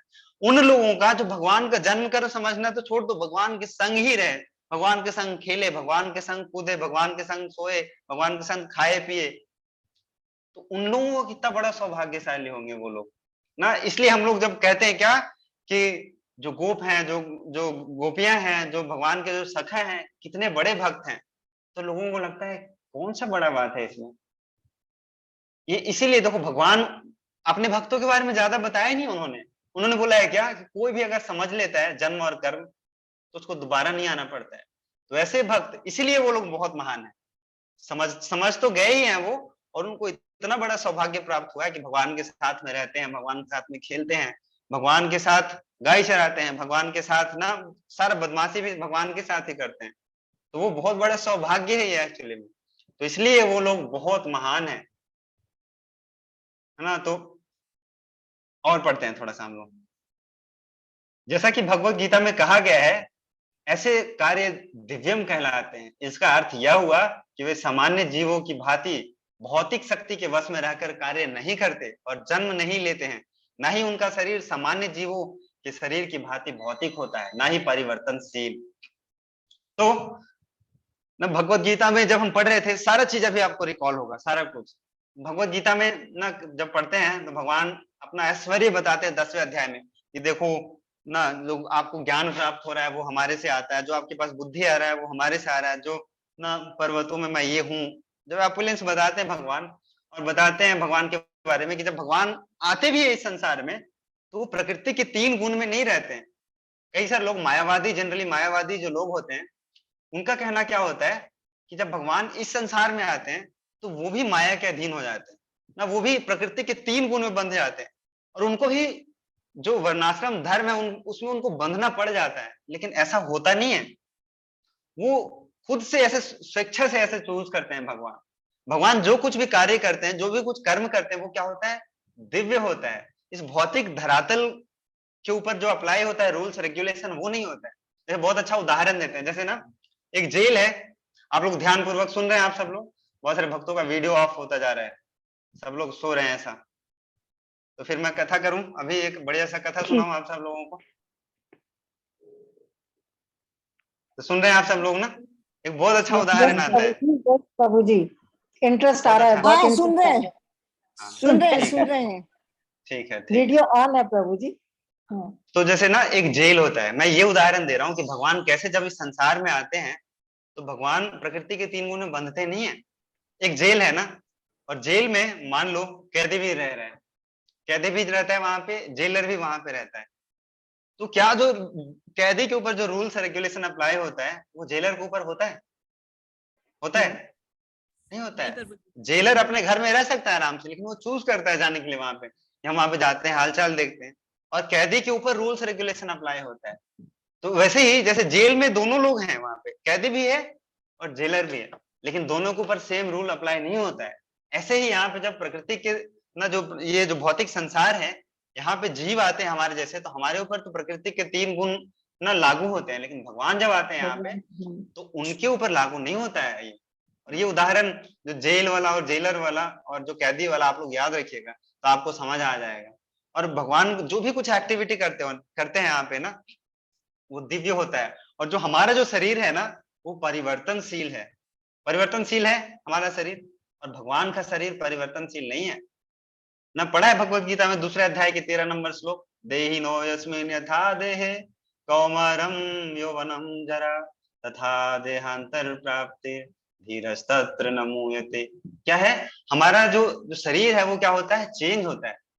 पहले कुमार अवस्था में थे, फिर क्या होते हैं, कौमारम यौवनम जरा, यौवन अवस्था में आते हैं, फिर धीरे धीरे ना फिर वयस्क हो जाते हैं, बूढ़े हो जाते हैं, फिर एक दिन क्या हो जाता है, राम नाम सत्य हो जाता है हमारा। भगवान का ऐसा नहीं होता है ना। भगवत गीता में एक और जगह भगवान ने बताया है क्या कि जब कोई भी जीव इस संसार में आता है ना तो 6 तरीके के चेंज होते हैं, उसमें 6 तरीके का परिवर्तन होता है। और वो 6 तरीके का परिवर्तन क्या होता है, अगर आप लोगों ने पढ़ा है, पता नहीं भगवत गीता अच्छे से अगर पढ़ा होगा तो आपको याद होगा कि 6 तरीके का क्या, वो 6 तरीके का चेंज होता है हमारे शरीर में। पहले वो जन्म लेता है, थोड़ी देर रहता है, फिर वो अपने आप को विस्तार करता है, फिर वो अपने आप का पहले बढ़ता है, फिर विस्तार करता है, फिर क्या होता है, धीरे धीरे क्या होता है, उसका क्षय होता है, और लास्ट में क्या हो जाता है, वो खत्म हो जाता है। तो ये 6 ना भगवत गीता में, आई थिंक ये जो श्लोक आता है ना, वासांसि जीर्णानि यथा विहाय, ये श्लोक आता है, उसके तात्पर्य में प्रभुपाद जी ने ये बताया है कि कौन से ऐसे 6 तरीके के चेंज आते हैं, 6 तरीके का जो परिवर्तन होता है हमारे शरीर में, किसी भी जीव का शरीर में। तो आप लोग पढ़िएगा, दूसरे अध्याय के, आई थिंक दूसरे अध्याय के 20वां नंबर श्लोक आता होगा ये, वसान से जीर्णानि यथा वह है, उसके तात्पर्य में प्रभुपाद जी ने बहुत अच्छे से लिखा है। तो ये परिवर्तनशील है, हमारा शरीर परिवर्तनशील है, लेकिन भगवान का शरीर क्या है, परिवर्तनशील नहीं है। भगवान हमेशा, अगर आप पढ़ोगे भगवान के बारे में ना, तो भगवान अपने धाम में हमेशा 16 साल के ही रहते हैं। तो यहाँ पे भी भक्तों को डाउट हो जाता है कई बार लोगों को, अच्छा भगवान 16 साल के ही क्यों रहते हैं? आप लोगों को समझ आ रहा है, डाउट हो रहा है भगवान के ये 16 साल के क्यों रहते हैं? हाथ उठाइए, किनको किनको ऐसा क्वेश्चन आ रहा है कि भगवान क्यों ऐसे रहते हैं 16 साल के? हमें हाथ उठाइए। जेन्युइनली, ऐसा नहीं अपने आप को दिखाना है कि ना मैं तो बहुत बड़ा भक्त हूँ, हमको पूरा विश्वास है। अगर विश्वास है भी तो आपको अगर समझ नहीं आ रहा है कि भगवान कैसे रह सकते हैं 16 साल के हमें, तो आप हाथ उठाइए अपने। भगवान का तो दिव्य शरीर है ना, इसलिए उनके शरीर में कोई परिवर्तन नहीं आता। हमारा भौतिक शरीर है, इसलिए उसमें परिवर्तन आता रहता है। हाँ, अच्छा बताया आपने, अच्छा बताया। हमारी इंद्रिया, हाँ ठीक है। तो ये क्या है ना, क्या है कि जैसे भगवान जो है क्यों रहते हैं हमेशा 16 साल की, ये बहुत बड़ा प्रश्न हो जाता है। कई बार नए नए लोग डिबेट कर जाते हैं, अच्छा इसलिए नए लोगों को बताना नहीं है ये सब चीज, नए लोगों को आपने बता दिया तो वो होता है ना, आ बैल मुझे मार। आपको पता भी है तो उसको समझा नहीं सकते हो ना, अब अंधे को अब 2+2 4 समझा सकते हो उसको? आप जो अनपढ़ है व्यक्ति, भैंस के आगे आप बीन बजाओ, भैंस करे पकड़ाए, भैंस नाचेगी? भैंस के सामने आगे कितना भी कलाकारी करके आप बीन बजा लो एकदम, भैंस क्या करेगी? एकदम वो जुगाली करती रहेगी, ऐसे ऐसे, वैसा ही हाल हो जाता है। लेकिन जो भक्त होते हैं ना, वो थोड़ा बहुत समझ जाते हैं, उनको सिद्धांत पता होता है। ये जो काल है ना, काल है, काल किसके ऊपर कार्य करती है? जीव के ऊपर, प्रकृति के ऊपर कार्य करती है काल। और भगवान क्या है? प्रकृति के सृष्टा है, भगवान रचना करने वाले हैं। अब भगवान काल के अधीन नहीं है, काल भगवान के अधीन है। और जो समय कहाँ से आता है? काल से आता है समय। तो जो 16 साल हो, 20 साल हो, 25 साल हो, 30 साल हो, वो कैसे होता है? समय जिसके हम काल के अगर अधीन होते हैं ना हम, तब हमारे ऊपर काल कार्य करता है, तब हमारा जो शरीर होता है ना वो क्षय होता जाता है। हम आज 1 साल के होते हैं, पूछते हैं you are how old you are, हम बोलते हैं आई एम 24, मेरा हो गया 24-25 साल। कुछ दिन बर्थडे था पहले तो मेरा हो गया, तो हम 25 साल बूढ़े हो गए। लेकिन भगवान 25 साल बूढ़े नहीं होते हैं। भगवान क्या है? भगवान काल के अधीन से बाहर है, इसलिए भगवान क्या होते हैं, जितने साल के रहते हैं ना वो भगवान उतने साल के ही रहते हैं। अपना ना चूज करते हैं कि उनको कौन सा जो स्थिति अवस्था अच्छा लगता है। तो भगवान हमेशा किशोर अवस्था में रहते हैं, हमेशा। गोलोक वृंदावन धाम में भगवान हमेशा किशोर अवस्था में ही रहते हैं। तो ये इसलिए भगवान ना काल के अधीन नहीं, इसलिए भगवान के ऊपर काल कार्य नहीं करता। भगवान न बूढ़े नहीं होते हैं कभी। अगर आप देखोगे, अगर जब महाभारत का युद्ध चल रहा था जिस समय, तो भगवान आई थिंक 100 से ऊपर साल कैसे थे। लेकिन ऐसे वर्णन आता है, जब महाभारत आप पढ़ोगे, मैंने भी पूरा नहीं पढ़ा है लेकिन सुना है भक्तों से कथा, तो भगवान उसमें बहुत ना ऐसा लग नहीं रहे थे कि भगवान का 100 साल हुआ है, भगवान बहुत यौवन लग रहे थे वहां पे। तो ये दर्शाते भी हैं भगवान की, देखो काल के अधीन मैं नहीं रहता हूँ, मेरे अधीन काल है। तो एक दो श्लोक और हम लोग पढ़ते हैं, पढ़ेंगे। कौन पढ़ेंगे आज? और कौन नए लोग कौन है? बाकी तो पढ़ते ही रहते हैं यहाँ पे। और कौन नए लोग आए यहाँ पे? नए लोगों को हम पढ़ने देना चाहते हैं आज। नए लोगों का वीडियो बंद हो गया आज सबका। कौन है नए लोग? चलिए रश्मि शर्मा माता जी पढ़ेंगे।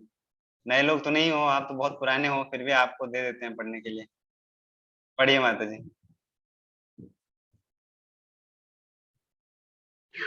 हरे कृष्णा प्रभु जी। हाँ, प्रभु जी पढ़िए। तात्पर्य से पढ़ू ना? अनुवाद पढ़िए पहले। हमने अभी अभी काम कृत्य यज्ञ की अग्नि को संपन्न करना प्रारंभ किया है और हमारे कार्य में अनेक अपूर्णताएं होने के कारण उसके फल की कोई निश्चितता नहीं है। हमारे शरीर धुएं से काले हो चुके हैं, लेकिन हम भगवान गोविंद के चरण कमलों के अमृत रूपी उस मधु के सचमुच तृप्त हैं, जिसे आप हम सबको वितरित कर रहे हैं। हाँ, अब आप लोगों के मन में प्रश्न आ गया होगा यहाँ पे, अब सबको ना इंटरेस्ट आ जाएगा स्टोरी में। अब कनेक्शन और भी अच्छे अच्छे तरीके से अभी हम स्टैब्लिश करने वाले हैं, किसका कनेक्शन कहाँ से है, कैसे है। अभी तो आप लोग सोच रहे थे अच्छा अभी तो कथा चल रहा था, और यहाँ पे अचानक ऐसा वर्णन आ रहा है कि धुएं से हमारा जो शरीर है वो क्या हो रहा है ना, बहुत काला हो रहा है ऐसे ना, धुएं से हम तप्त हो चुके हैं। तो क्या हो रहा है यहाँ पे? अभी तो परीक्षित महाराज ना भी सूत गोस्वामी सौनक आदि मुनि के बीच में तो चर्चा चल रहा था भागवतम के बीच, भागवतम के बारे में, और ये अचानक से ऐसे क्या आ गया कि धुआं के बारे में वर्णन कर रहे हैं। आप लोग जानना चाहते हैं? आप सब जानना चाहते हैं? आप सब? हाँ, तो हम देखना चाहते हैं कि आप लोग अगर जानना चाहते हैं तो डिटेल में बताएंगे, नहीं जानना चाहते हैं तो हम शॉर्टकट में निपटा के आगे बढ़ जाएंगे। यस प्रभु जी, जानना चाहते चलिए, हैं। यस प्रभु जी, ठीक है, आप सब जानना चाहते हैं। तो ये जो कथा चल रहा है, अगर आपको मैं बताता हूँ, फिर से पीछे लेके जाता हूँ आपको। ये जो कथा चल रहा है, सूत गोस्वामी जो सौनक आदि मुनियों को सुना रहे हैं, तो खाली कथा नहीं सुना रहे हैं। अगर आपको याद है, अब आपको लेके चलते हैं भागवतम के प्रथम अध्याय और प्रथम स्कंद के आई थिंक पहले दूसरे अध्याय में आता है ये वर्णन। ये क्या कर रहे थे, जो उन्होंने सूत गोस्वामी से प्रश्न पूछा था सौनक आदि मुनियों ने कि अच्छा, सौनक मुनि ने प्रश्न पूछा था कि हे ऋषिवर, आप ये बताइए कि कलयुग के जीव, तो कलयुग के जो प्राणी हैं इतने अधम है, इनके लिए क्या हो सकता है, कुछ अच्छा चीज क्या हो सकता है? ऐसे 6-7 प्रश्न पूछे थे। तो उसमें वो लोग किस लिए एकत्रित हुए थे? अगर आपको याद है तो वो लोग सब ना यज्ञ करने के लिए, हवन करने के लिए एकत्रित हुए थे वहां पे। और वो हवन करने के लिए एकत्रित हुए थे सौनक आदि सारे 88,000 ऋषि मुनि, और वहां पे भी ये भी उपस्थित है सूत गोस्वामी। और उसी दौरान सूत गोस्वामी ये भागवत कथा सुना रहे हैं सौनक आदि मुनि। तो वो कह रहे हैं क्या, एक तरीके से जो भागवत कथा का गुणगान कर रहे हैं, देखो आपने जो ये फल दिया है, आप जो ये बता रहे हो हमको, भगवान कृष्ण का जो कथामृत सुना रहे हो, उसका जो फल प्राप्त हुआ है ये तो बहुत ही असीम है, असीम। जो हम कर रहे थे, हमने अभी बस इसी जो सकाम जो ये कृत्य है, इसका यज्ञ का अग्नि संपन्न करना प्रारंभ ही किया था अभी। और हमारे जो कार्य है, इस जो सकाम कृत्य जो हम यज्ञ के लिए जो हम तैयारी कर रहे हैं, इसमें अनेक अपूर्णताएं होने के कारण इसके फल की भी कोई निश्चितता नहीं है। जैसे विजय प्रभु ने, आई थिंक मेरे को याद है, सैटरडे वाली क्लास में बताया था कि हम जो कुछ भी करते हैं ना, हवन और यज्ञ करने का हम प्रयास करते हैं, तो हम अच्छे तरीके से कर ही नहीं पाएंगे। हम अच्छे तरीके से क्यों? क्योंकि उसके लिए जो भी चीज रिक्वायरमेंट्स है हमारे पास है ही नहीं। ना शुद्ध हवा है, ना शुद्ध घी है, ना शुद्ध हमारे पास ब्राह्मण है, ना मंत्र है। आज क्या आता है, बिहारी बाबू माचिस जला के आग जलाएंगे। बिहारी बाबू माचिस जला के आग नहीं लगाते थे, मंत्रों का उच्चारण से ना वो आवाहन करते थे आग, लाइटर से आग नहीं लगाते थे। उसमें क्या बोलते हैं उसको, हवन में। अभी हम लोग क्या करते हैं, लाइटर निकाला और आग जला दिया। तो मंत्रों को उच्चारण से हवन करना पड़ता है। और जो हम मंत्र पढ़ते हैं ना, किसी भक्तों ने मेरे से प्रश्न पूछा था कि प्रभु जी, हम मंगलाचरण करते हैं, उसमें अगर कुछ न त्रुटि हो जाए अगर उच्चारण करने में, तो गड़बड़ होगा क्या? मैंने बोला नहीं, गड़बड़ नहीं है। देखो, हम जो भी कुछ करते हैं ना, तो सकाम कर्म अगर आप कर रहे हो ना, कुछ कर्म ऐसा कर रहे हो उससे आपको कुछ आशा है वापसी में प्राप्त होने का, तब अगर कुछ आपने गड़बड़ किया भक्ति में, वो विधि में, तो उसमें आपको ना उसका परिणाम भुगतना पड़ता है। लेकिन भक्ति में क्या है, हम भक्ति किस लिए कर रहे हैं? भगवान की प्रसन्नता के लिए कर रहे हैं। और जब हम भगवान की प्रसन्नता के लिए टोटल होल एंड सोल कर रहे हैं, उसमें थोड़ा बहुत गड़बड़ हो भी जाता है ना, भगवान लेते नहीं है। क्यों? क्योंकि भगवान जानते हैं कि इसको कुछ चाहिए ही नहीं बदले में, ये मेरे प्रसन्नता के लिए तो कर रहा है। तो आप ना मंत्र पढ़ो, ना चाइनीज लोग भगवान का नाम जप करते हैं तो वो हरे कृष्णा बोल ही नहीं पाते, वो हरे कृष्णा करते हैं। लेकिन भगवान उसको उतना ही फल देंगे जितना हम हरे कृष्णा बोलेंगे। हरे कृष्णा बोलेंगे तब भी, क्यों? क्योंकि वो भक्ति कर रहे हैं। भक्ति में क्या है, भक्ति में उनको इच्छा नहीं है, इसलिए नहीं कर रहे हैं भगवान का नाम कि अच्छा हरे कृष्णा हमको ये दिला दो, हरे कृष्णा हमको ये दिला दो। अगर ऐसा इच्छा रहेगा ना, तो वो भक्ति नहीं होता है, वो सकाम कर्म होता है। और यही सूत गोस्वामी को बता रहे हैं जो ऋषि मुनि सारे, क्या कि जो हम यज्ञ का तैयारी कर रहे थे, उसमें बहुत सारा अपूर्णताएं होने के कारण इसका फल का कोई भी निश्चितता नहीं है। हमारे शरीर धुएं से काले हो चुके हैं। क्यों? यज्ञ करते हैं धुआं निकलता है ना, लेकिन हम भगवान गोविंद के चरण कमलों के अमृत रूपी इस मधु से सचमुच तृप्त हैं, जिसे आप हम सबको वितरित कर रहे हैं। ये जो कथामृत जो है, इसका गुणगान यहाँ पे किया जा रहा है। और अच्छा, 8:30 से लेट हो गया है, मेरे को पता भी नहीं चला, तो मेरे को बंद करना था। तो ये भगवान का जो कथा है, इसका ये इतने अच्छे तरीके से विशेषता बता रहे हैं यहाँ पे कौन, सौनक आदि सारे ऋषि मुनि। और मेरे को आज बहुत कुछ सोच किया था बताने के लिए, लेकिन समय निकल गया। तो कल अगले क्लास में हम लोग चर्चा करेंगे। तो समय हो गया, आज हम कुछ 10-12 श्लोक तक हम अच्छे से पढ़ पाए, आज हम लोग कुछ चर्चा कर पाए। और वैशाली माता जी का ऐसा इच्छा था कि हम लोग फिर से ऐसे श्लोका रिसाइटेशन शुरू कर सकते हैं। हम लोग हर बार योगो नष्टा परंतपा कर देते हैं, भगवान को दोबारा से आना पड़ता है और क्या करना पड़ता है, धर्म का स्थापना करना पड़ता है। वैशाली माता जी धर्म का स्थापना करने का प्रयास करते रहती हैं हर बार बीच बीच में कि प्रभु जी श्लोका रिसाइटेशन शुरू कर दीजिए श्लोक। हम भी कहते हैं हाँ हाँ, लेकिन हम जब माइक मिलता है हाथ में तो फिर बंद ही नहीं होता है। हमको मिलता है तो 8:30 हम ऐसे ही बजा देते हैं, तो समय निकल जाता है श्लोका का। तो आज से प्रयास करते हैं। और कौन कौन आप में से भक्त हैं जो वृंदावन यात्रा के लिए आप सब में से रजिस्टर कर लिया? आप सब ने कितने भक्त हैं आप में से? बहुत सारे भक्तों ने किया रजिस्टर। साक्षी माता जी ने कर लिया है, अभी शिव माता किया जी ने। नहीं प्रभु जी, हाँ तो कर अभी लीजिए, नहीं किया। कल करो 1 सो आज तारीख करो, को बस आज मैं करे सो अब। श्लोक सुना है कि नहीं ये वाला कबीरा वाला? कबीरा कहते हैं कि प्रभु जी पता नहीं 1 हाँ हाँ तारीख के बाद ट्रेन की बुकिंग फिर करवाऊंगी, करेगा उसके तब। बाद कर रजिस्ट्रेशन लो आप सब। फिर बाद में बोलोगे हमारे पास सीट्स लिमिटेड है। मैं पहले बता रहा हूँ हमारे पास 2 ही बस हैं, 2 बस भर गया तो हम रजिस्ट्रेशन बंद कर देंगे। और 1 बस लगभग भर चुका है, क्योंकि खाली इसी ग्रुप को नहीं लेके जा रहे हैं, हमारे पास 2-4 और भी ग्रुप है, वहां से ही भक्त आ रहे हैं। तो बाद में मत कहना कि प्रभु जी हमको चलना है 4-5-6 तारीख में वृंदावन। हम भी आपको हरे कृष्णा बोलेंगे, बहुत ऐसे झुक के बोलेंगे, हरे कृष्णा माता जी, हरे कृष्णा प्रभु जी। अब सीट ना फुल हो चुका है। हमने आपको बहुत बोला है कि आप चलिए, आपका ना रजिस्ट्रेशन करने का समय है, आप उस समय पता नहीं कहाँ। तो कर लीजिए आप लोग कृपा करके, जो भी जाना चाहते हैं। और जो नहीं भी जाना चाहते हैं वो भी चलिए, बहुत अच्छा रहेगा। क्योंकि एक बार चले गए ना तो फिर बार बार आपको याद आएगा वृंदावन धाम कार्तिक महीने में। ठीक है, तो विजय प्रभु कुछ और आप बताना चाहते हैं कार्तिक के बारे में? सबको चलना चाहिए, कौन कौन भक्त है? आपने ऑलरेडी बता दिया। हाँ, और क्या होलसेल में भक्ति है ना, हम लोग को सबको पसंद है। क्या बोलते हैं उसको, सेल। अभी अभी थोड़े दिन में दीपावली आएगा, सब सेल का आनंद उठाएंगे। 50% सेल, 60% से ऑफ, ऑफर ही ऑफर। तो भगवान भी ऑफर चलाते हैं इसी मंथ में, तो सबके लिए भक्ति ऑफर है ये। 1% कुछ करेंगे ना तो भगवान आपको 100% बेनिफिट देंगे एक्स्ट्रा, जो भी आप करेंगे। तो उसमें वृंदावन धाम का ऑस्पिशियस कैंप हो रहा है और बहुत अच्छा ऑर्गेनाइज किया है। राकेश प्रभु का विशेष योगदान है। चाहते हैं हम लोग कि आप लोग सब चले, है ना, तो जाके ज्यादा आनंद आएगा, सारे डिवोटीज चलेंगे तो। हाँ बिल्कुल। तो कुछ रजिस्ट्रेशन भक्त स्टार्ट कर दीजिए, है ना। शुभम प्रभु भी हैं यहाँ पे, शुभम प्रभु सबको फोन करेंगे आप लोगों को, जल्दी जल्दी सब रजिस्ट्रेशन कर लीजिए, ठीक है। तो अब मैं विजय प्रभु से ना प्रार्थना करूंगा, कल आप सबको बताएंगे कि आपको लगता होगा अच्छा ना, हम लोग बहुत बोलते हैं कि अच्छा कार्तिक में ऐसे भक्ति करने का क्या ऐसा सेल क्या होता ऑफर।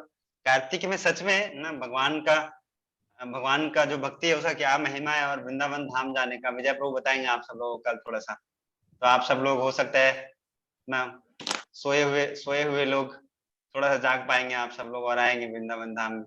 जब वृंदावन धाम में अगर आप एक बार आ गए तब तो फिर हम लोगों को बोलना नहीं पड़ेगा। आप फिर बोलोगे प्रभु जी 2-4 दिन और रह जाएं क्या यहाँ पे?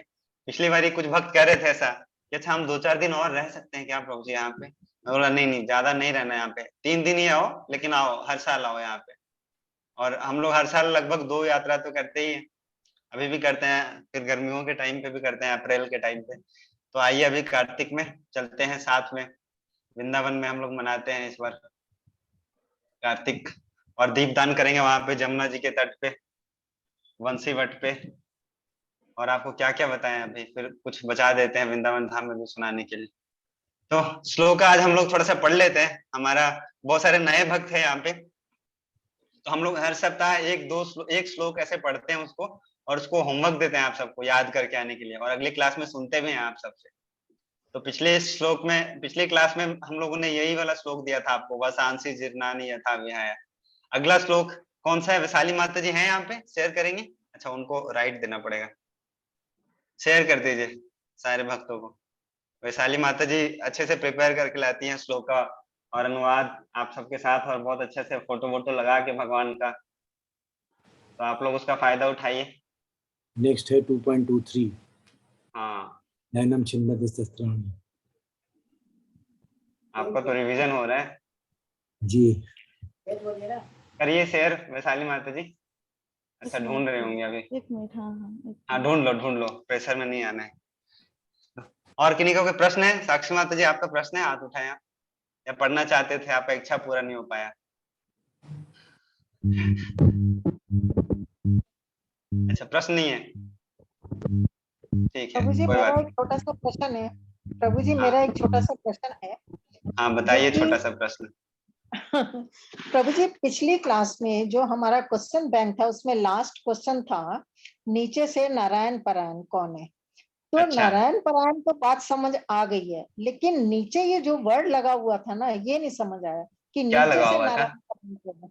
नीचे से अच्छा। नारायण परायण कौन अब क्वेश्चन नारायण परायण का पता है, क्वेश्चन बनाने वाले भक्त से मैं पूछूंगा क्या सोच के बनाए थे, फिर आपको एक्सप्लेन भी कर देंगे उसमें। वो क्योंकि जो नारायण परायण तो पता है कि क्या है क्या नहीं है, लेकिन वो नीचे जो वर्ड लगा था ना स्टार्टिंग में वो मुझे कंफ्यूजिंग लग रहा है। अच्छा वो एमसीक्यू ना मल्टीपल चॉइस क्वेश्चन बनाने हाँ के जी।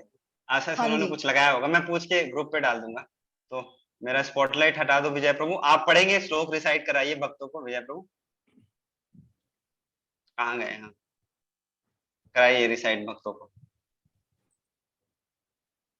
हाँ तो 2.23 तो बहुत अच्छा श्लोक है ना।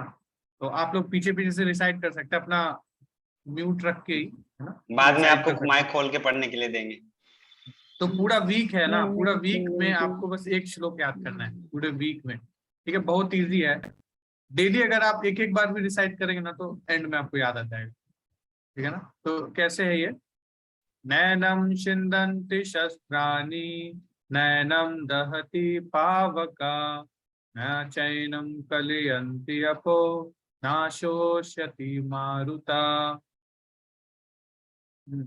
एक बार फिर से करें रिसाइट।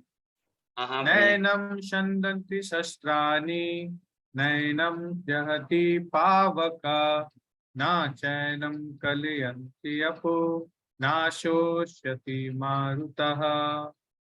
इसका मीनिंग देखें। इसका मीनिंग है the soul can never be cut to pieces by any weapon, nor burn by fire, nor motion by water और not bitten by the wind. ना इसको जो क्या है हवा है जो इसको सुखा नहीं सकती, पानी इसको भिगा नहीं सकता, अग्नि जला नहीं सकता और कोई भी वेपन काट नहीं सकता, है ना। तो हमारा जो सोल है वो ऐसा है। नैनम छिन्दन्ति शस्त्राणि, कोई शस्त्र जो है इसको काट नहीं सकता। नैनम दहति पावका, ना कोई जला सकता है।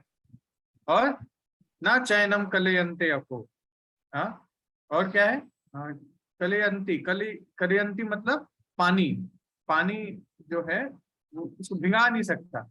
और ना शोष्यति मारुता, नहीं मारुता मतलब हवा, शोष्यति मतलब सुखाना, सुखा नहीं सकता। तो बहुत इजी श्लोक है ये, है ना। इसको जरूर याद कीजिए। ये हमें क्या बताता है? Characteristics of soul.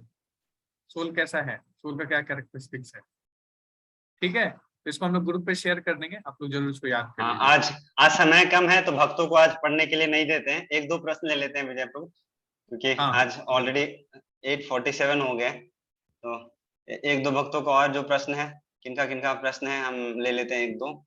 सौरभ प्रभु का प्रश्न पहले सबसे हाथ दिख रहा है, फिर शिवा वेदी माता जी का।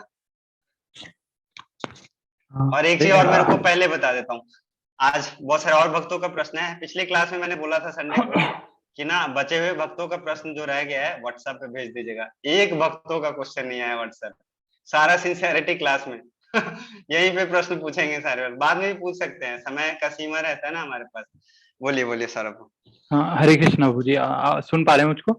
हाँ अच्छा जी। प्रभु जी एक दिन मतलब 1-1.5 हफ्ते पहले इसी क्लास के बाहर किसी और कॉन्टेक्स्ट में एक चर्चा हो रहा था, जहाँ पे मतलब आप ये चीज बता रहे थे कि भगवान ने गीता में कई जगह पे मतलब ऐसा बोला है कि भगवत धाम कैसे जा सकते हैं, भगवान स्वयं बोले हैं। तो उस दिन भी मतलब ये वाला जो आज आपने वाला श्लोक बोला ना, जन्म कर्म च मे दिव्यम, उस दिन भी इस चीज पे चर्चा हुआ था। तो आपने कहा था कि मतलब ये भी एक है मतलब तरीका, पर ये वास्तव में मतलब इस चीज को समझ पाना मतलब उतना आसान नहीं है। तो क्योंकि उस दिन मेन पॉइंट ऑफ डिस्कशन शायद 15th चैप्टर का कोई श्लोक था जहाँ पे आप बता रहे थे कि मतलब कि जो व्यक्ति मटेरियल लस्ट और फॉल्स प्रेस्टीज इस सब से फ्री हो जाता है वो भगवान के धाम जा पाता है। तो मेरा क्वेश्चन यही था कि जैसे आज ये डिस्कशन में ये वाला श्लोक फिर आ गया, तो अगर मतलब एक बस बेसिक सा एक टेक अवे लेना हो कि मतलब इस श्लोक को समझना हो कि जन्म कर्म भगवान के दिव्य होते हैं, तो मतलब उससे हमको क्या समझना चाहिए एक एलिमेंट्री अगर इस चीज को तो सबसे समझना हो पहले तो? ना देखो, डाउट आता है जनरली ना ये कि देखो, अच्छा जब ये चीज के बारे में जब हम चर्चा कर रहे थे तो पिछली बार तो कोई और श्लोक का बताया था, ये श्लोक बताया भी था किसी ने, शायद आपने ही बताया था। हाँ। तो इसको तो हम लोगों ने बोल दिया था ये तो है, लेकिन इससे ऊपर वो वाला श्लोक है। आज इस श्लोक पे चर्चा कर रहे हैं हम। तो मेन तो पहले सबसे पहले क्वेश्चन यहाँ पे आता है, सही बोल रहा हूँ सौरभ? तो ये ना आपको ये सोचना है कि ये श्लोक आया क्यों। इस श्लोक में बात कर रहे हैं ना जन्म और कर्म के बारे में, और जो हम भागवतम आज जो पढ़ रहे थे उसमें चर्चा क्या आया था ना, जो भक्त हैं वो सूत गोस्वामी को धन्यवाद कर रहे थे क्या, कि जो भगवान के जो जन्म और कर्म जो आपने बताया है हमको इतने अच्छे तरीके से, वो बहुत ही ना बहुत महान है। और इसीलिए हम जो ये श्लोक उठाए यहाँ पे भगवत गीता से रिलेट करने के लिए इसीलिए उठाए, क्योंकि भागवतम में यहाँ पे ना भक्त बता रहे हैं, उनको धन्यवाद कर रहे हैं कि आप हमको भगवान का ना क्रियाकलाप, भगवान के कर्म, भगवान के जो लीलाएं आप बता रहे हो, ये बहुत हम लोगों आनंददायक है हमारे लिए। तो इसलिए हम लोगों ने इसको क्या किया, जस्ट इससे कनेक्ट करके इसको हम लोग समझने का प्रयास किया। भागवतम और भगवत गीता से हम लोग थोड़ा सा कनेक्शन भी स्टैब्लिश कर रहे थे। और जस्ट टेक अवे अगर आप लेना चाहो तो यही ले सकते हैं क्या, कि देखो जो हम भागवतम शास्त्र हम पढ़ रहे हैं उसमें क्या है, यही तो है, भगवान के जन्म कर्म ही तो है, भगवान की लीलाएं हैं सारे। तो लीलाएं क्या है, भगवान के कर्म है सारे, भगवान के होंगे या भगवान के भक्तों के होंगे। अगर उसको हम समझ जाते हैं ना, श्रवण का समझ कब आएगा, जब उसको हम पढ़ेंगे, जब उसको हम समझेंगे। तो धीरे धीरे हमको करना क्या है, यही है ना, अच्छे से इसका एप्लीकेशन टेक अवे यही है कि हमको यही कथा ही पढ़ना है, अच्छा से ज्यादा समय देना है, पढ़ना है, इसको श्रवण करना है, इसको अच्छे से ध्यान पूर्वक पढ़ना है। तो इससे क्या होगा, हम इसको एक बार समझ पाएंगे, और समझ जाएंगे तब हम क्वालिफाइड हो जाएंगे भगवान के पास जाने के लिए। तो ये ऐसे हम समझ सकते हैं इसको। ठीक है, थैंक यू। कुछ विजय प्रभु ऐड करना चाहते हैं? ठीक है, परफेक्ट। शिवा वैद्य माता जी, आपका क्वेश्चन है या गौरव प्रभु का है? आपका है। हाँ। हरे कृष्ण प्रभु जी। प्रभु जी जैसे आप वो श्लोक बोल रहे थे ना, जब वांसांशी जीर्णानी में जब आप बता रहे थे कि 6 वो आते हैं, स्टेजेस आती हैं, फिर आपने बताया था कि लास्ट में राम नाम सत्य है। तो मेरे को उस वक्त एक प्रश्न आया कि जैसे जो मायावादी होते हैं, अब वो तो भगवान को मानते नहीं है, तो मरने के बाद बोलते होंगे राम नाम सत्य है। पता नहीं मायावादियों से राम नाम सत्य जनरली, देखो ना आपने ये जो प्रश्न पूछ दिया ना, बहुत बहुत ही बढ़िया प्रश्न पूछ दिया। और सारे भक्त अगर 2-4 मिनट है तो इसको सुन सकते हैं, अच्छे से सुन सकते हैं आपके पास। ठीक है, जिनको जाना है वो जा ही सकते हैं, अपराध नहीं लगेगा, समय हो गया आप सबका, लेट भी हो रहा है, लेकिन जिनको सुनना है सुन सकते हैं ना। ये मायावादी और कोई भी वादी से मतलब ही नहीं है यहाँ पे। जब राम नाम हम सत्य जब बोलते हैं ना, जो भी बाहर के लोग बोलते हैं, ये प्रथा चलता आ रहा है। हमारा जो वैदिक जो कल्चर है ना, वैदिक वो कल्चर से प्रथा क्या चलता आ रहा है, जो भी कुछ हम करते हैं ना उससे भगवान का कनेक्शन होता है कहीं। लेकिन ना जो हम ये श्लोक पढ़े हम लोग, क्या योग नष्ट परंतप, धीरे धीरे होते होते हुआ क्या, जो इसका जो क्यों हम करते थे, जो ज्ञान था इसके पीछे, जो फिलॉसफी था इसके पीछे, वो लोगों को पता ही नहीं है ना। पहले देखो लोग आते थे, जो हम रिचुअल से बोल देते हैं कि अच्छा ये तो रिचुअल्स है बस, लेकिन एक्चुअली में ये रिचुअल्स खाली नहीं है। जो राम नाम सत्य बोलते हैं ना, तो वो बहुत साइंटिफिक है। उसको बताते हैं वो व्यक्ति को, देखो ना कंधे पे लेके जा रहे होते हैं उसको, और कोई भी बोलता है, ऐसा नहीं है कि मायावादी हो ना हो, बोलते हैं जनरली लोग राम नाम सत्य है।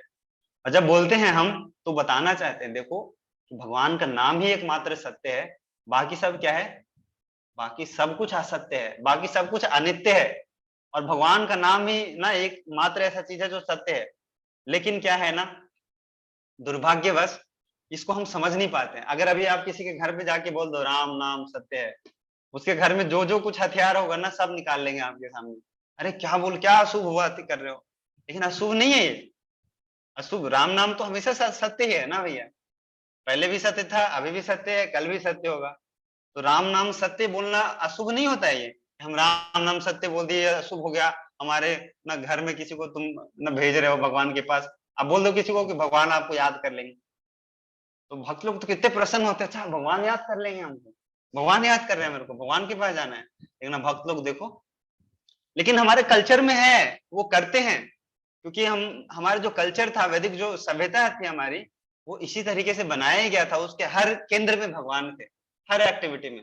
देखो जैसे अनाज का पूजा करते थे, चाहे आप देख लो घर आते थे तो पैर धो के आते थे, घर में ना कोई भी जो गलत कार्य ना घर पे नहीं करते थे, घर के अंदर सब थोड़ा बहुत करते भी, तो उनको इतना रहता था कि ना इन सब चीज मर्यादाओं का पालन करना है। लेकिन धीरे धीरे समय रहते गया, और यही एक कारण है ना कि हम लोग अपने कल्चर को नहीं पालन करना चाहते। क्यों? क्योंकि सबको लगता है क्या कि बहुत ही बैकवर्ड लोग हैं ये सारे लोग, बहुत बैकवर्ड लोग हैं। क्या करते हैं, अच्छा कुकिंग करके और भगवान को भोग लगाते हैं, अच्छा और ये क्या है कि बाहर का चीज खाते नहीं है। अच्छा ये सब बैकवर्ड लोग हैं। एडवांस लोग क्या करते हैं, सीधा पार्टी करते हैं, जाके सीधा ऑर्डर करते हैं और 10 मिनट में ब्लिंकिट से आ जाता है उनके घर। पता नहीं ब्लिंकिट से खाना पीना तो नहीं आता होगा, रॉ मटेरियल से आता है शायद। तो यही है हमारा कल्चर से जितना अगर आप डीप रूटेड रहेंगे ना, तो जो भी कुछ हम कर रहे हैं, खाली आपको पता करना है कि जो हम कर रहे थे क्यों कर रहे थे ना, तो आपको भगवान ना उस केंद्र से जरूर मिलेंगे। और बात यहाँ में मायावादी तो ये मानते हैं क्या, वो भगवान को मानते हैं कि भगवान होते हैं, लेकिन भगवान का अस्तित्व उतने अच्छे से नहीं मानते हैं। कोई मायावादी बहुत ब्रॉड एस्पेक्ट है, इसको अच्छे से समझ सकते हैं हम लोग। कभी मायावादी लोग ना सबको भगवान ही कहते हैं, हम लोग भी ऐसा नहीं कहते हैं कि आपके अंदर भगवान नहीं है, लेकिन मायावादी यही कहते हैं क्या कि आप ही भगवान हो जाओगे। हम लोग क्या कहते हैं कि आपके हृदय में भगवान है, लेकिन मायावादी क्या बोलते हैं कि एक दिन आप भी भगवान हो जाओगे। अभी जो हम कर रहे हैं प्रैक्टिस, जो भी तपस्या कर रहे हैं, थोड़ा बहुत कर लेंगे अगर हम, तो एक दिन हम भी भगवान बन जाएंगे। नमो नारायण, आप भी नारायण, हम भी नारायण हो जाएंगे। फिर हमको गुरु का आवश्यकता नहीं होगा ना, फिर भगवान का रूप भी स्वीकार नहीं करते हैं वो। तो बहुत सारा है उसका अर्थ है जो मायावादियों का। तो अब जिनका जो प्रश्न होगा ना, 8:45 हो गया है, मेरे को बहुत सारे भक्त यहाँ पे गाली दे रहे होंगे अंदर अंदर, तो इसलिए मैं ना आप लोग सब व्हाट्सएप पे प्रश्न भेज दीजिएगा, जिनका भी प्रश्न रहा है। या विजय प्रभु चाहे तो ले सकते हैं, मैं नहीं लूंगा अब एक भी प्रश्न, विजय प्रभु को लेना है तो ले सकते हैं।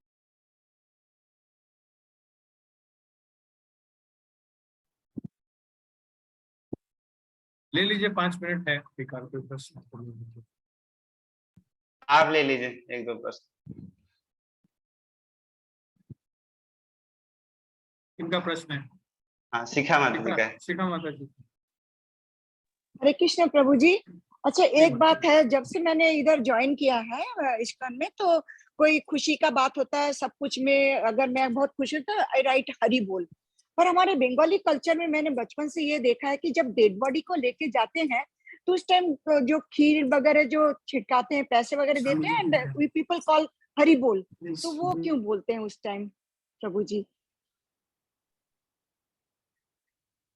प्रथा एक ना डेवलप हो जाता है ना, कहीं कहीं पे एरिया वाइज ना डेवलप हो जाता है। कहीं जहाँ मृत्यु होता है, अलग अलग जगह में अलग अलग चीजें बोलते हैं। कहीं कहीं पे साउथ इंडिया में कुछ अलग कल्चर होगा, यहाँ पे तो रीजनल डिफरेंस भी आता है कभी कभी, है ना। मेरे को लगता है कि उनका कान में अगर कुछ सुनने लगेंगे तो हरि बोल का नाम बोलते हैं, अगर आधा थोड़ा बहुत भी कान में चला जाए उसीलिए बोलते हैं क्या, ये पसंद था।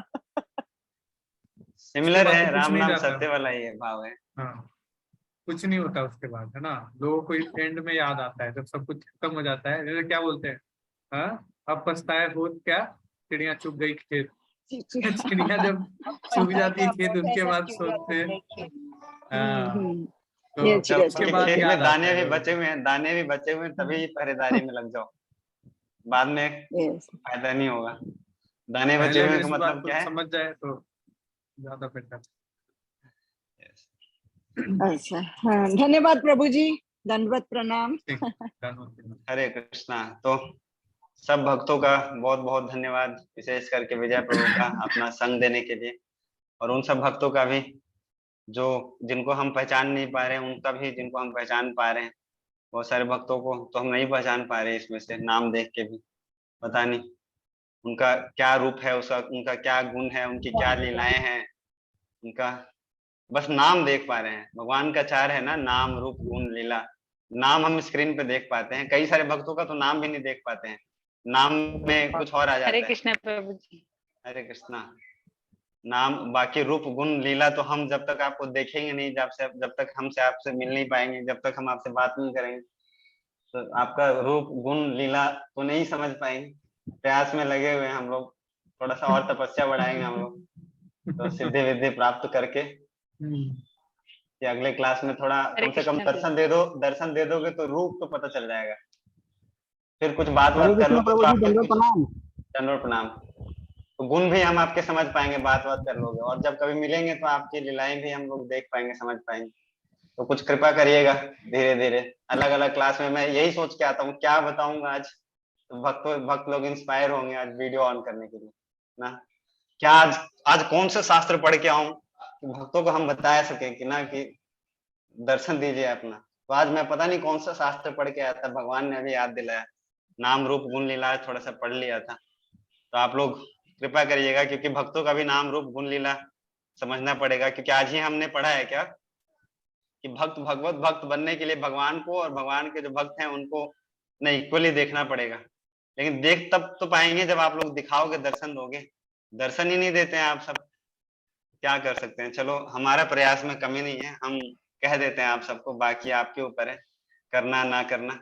मिलते हैं आप सबसे कल, विजय प्रभु आएंगे, आपको कथा सुनाएंगे कल, और आप लोग भी आइएगा, समय पे आइएगा, और यात्रा में आप सब जरूर आइएगा, ठीक है। जंगू माता जी, चलना है वृंदावन धाम। सुलोचना जंगू माता जी, ठीक है। सारे भक्तों का धन्यवाद। एक चीज मैं आप लोगों को बताऊंगा, अहेतु की अप्रतिहता है ना, उसके बेस्ट एग्जांपल हमारे राकेश को आज ही पूरा ट्रैवलिंग करके आए हैं बिहार से। हाँ, और मैं सोचा कि बोलूं कि रेस्ट कर लीजिए, लेकिन नहीं, पूरा उत्साह के साथ, आपको लगेगा नहीं कि हाँ ट्रैवलिंग कर रहे हैं। और फिर अभी कल के बाद फिर ट्रैवलिंग करना है, तो हमेशा इंगेज रहते, लेकिन कभी देखिए ब्रेक नहीं आता ना, तो ये उत्साह मेंटेन है। यही उत्साह हम लोग को भी इंस्पिरेशन लेना है। मेरा थोड़ा सा हेतु है प्रभु, मेरे हेतु ये है कि सब भक्त चले वृंदावन धाम तो ये हेतु है मेरा, और आप लोग चलिए। तो हम अभी हेतु की नहीं हो पाए हैं उतना शुद्ध भक्तों की तरह, आप लोग वृंदावन आएंगे तो ये इच्छा है हमारा आप सबको क्लास में आने का, तो आप लोग आएंगे तो हम और ठीक है, बहुत अच्छा रहेगा। पूजा माता जी भी हैं, रजिस्ट्रेशन चालू कर दीजिए उधर भिवाड़ी के भक्तों। दंडवत प्रणाम। कल आएंगे ना आप, तो आप तभी करवाएंगे। अच्छा, विजय प्रभु जा रहे हैं आपके यहाँ? जी, कल विजय प्रभु आएंगे। खोल लेके जाएंगे, मृदंग लेके जाएंगे, दमादम मृदंग करेंगे वहाँ पे, कीर्तन करेंगे, कीर्तन। ठीक है, हरे कृष्णा। हरे कृष्णा प्रभु जी। हरे कृष्णा प्रभु जी। सब सारे भक्तों का बहुत बहुत धन्यवाद, और श्रील प्रभुपाद जी का जय। आज बहुत विशेष दिन है, श्रील प्रभुपाद जी के बारे में पढ़िएगा आप सब लोग जाके। हरे कृष्णा।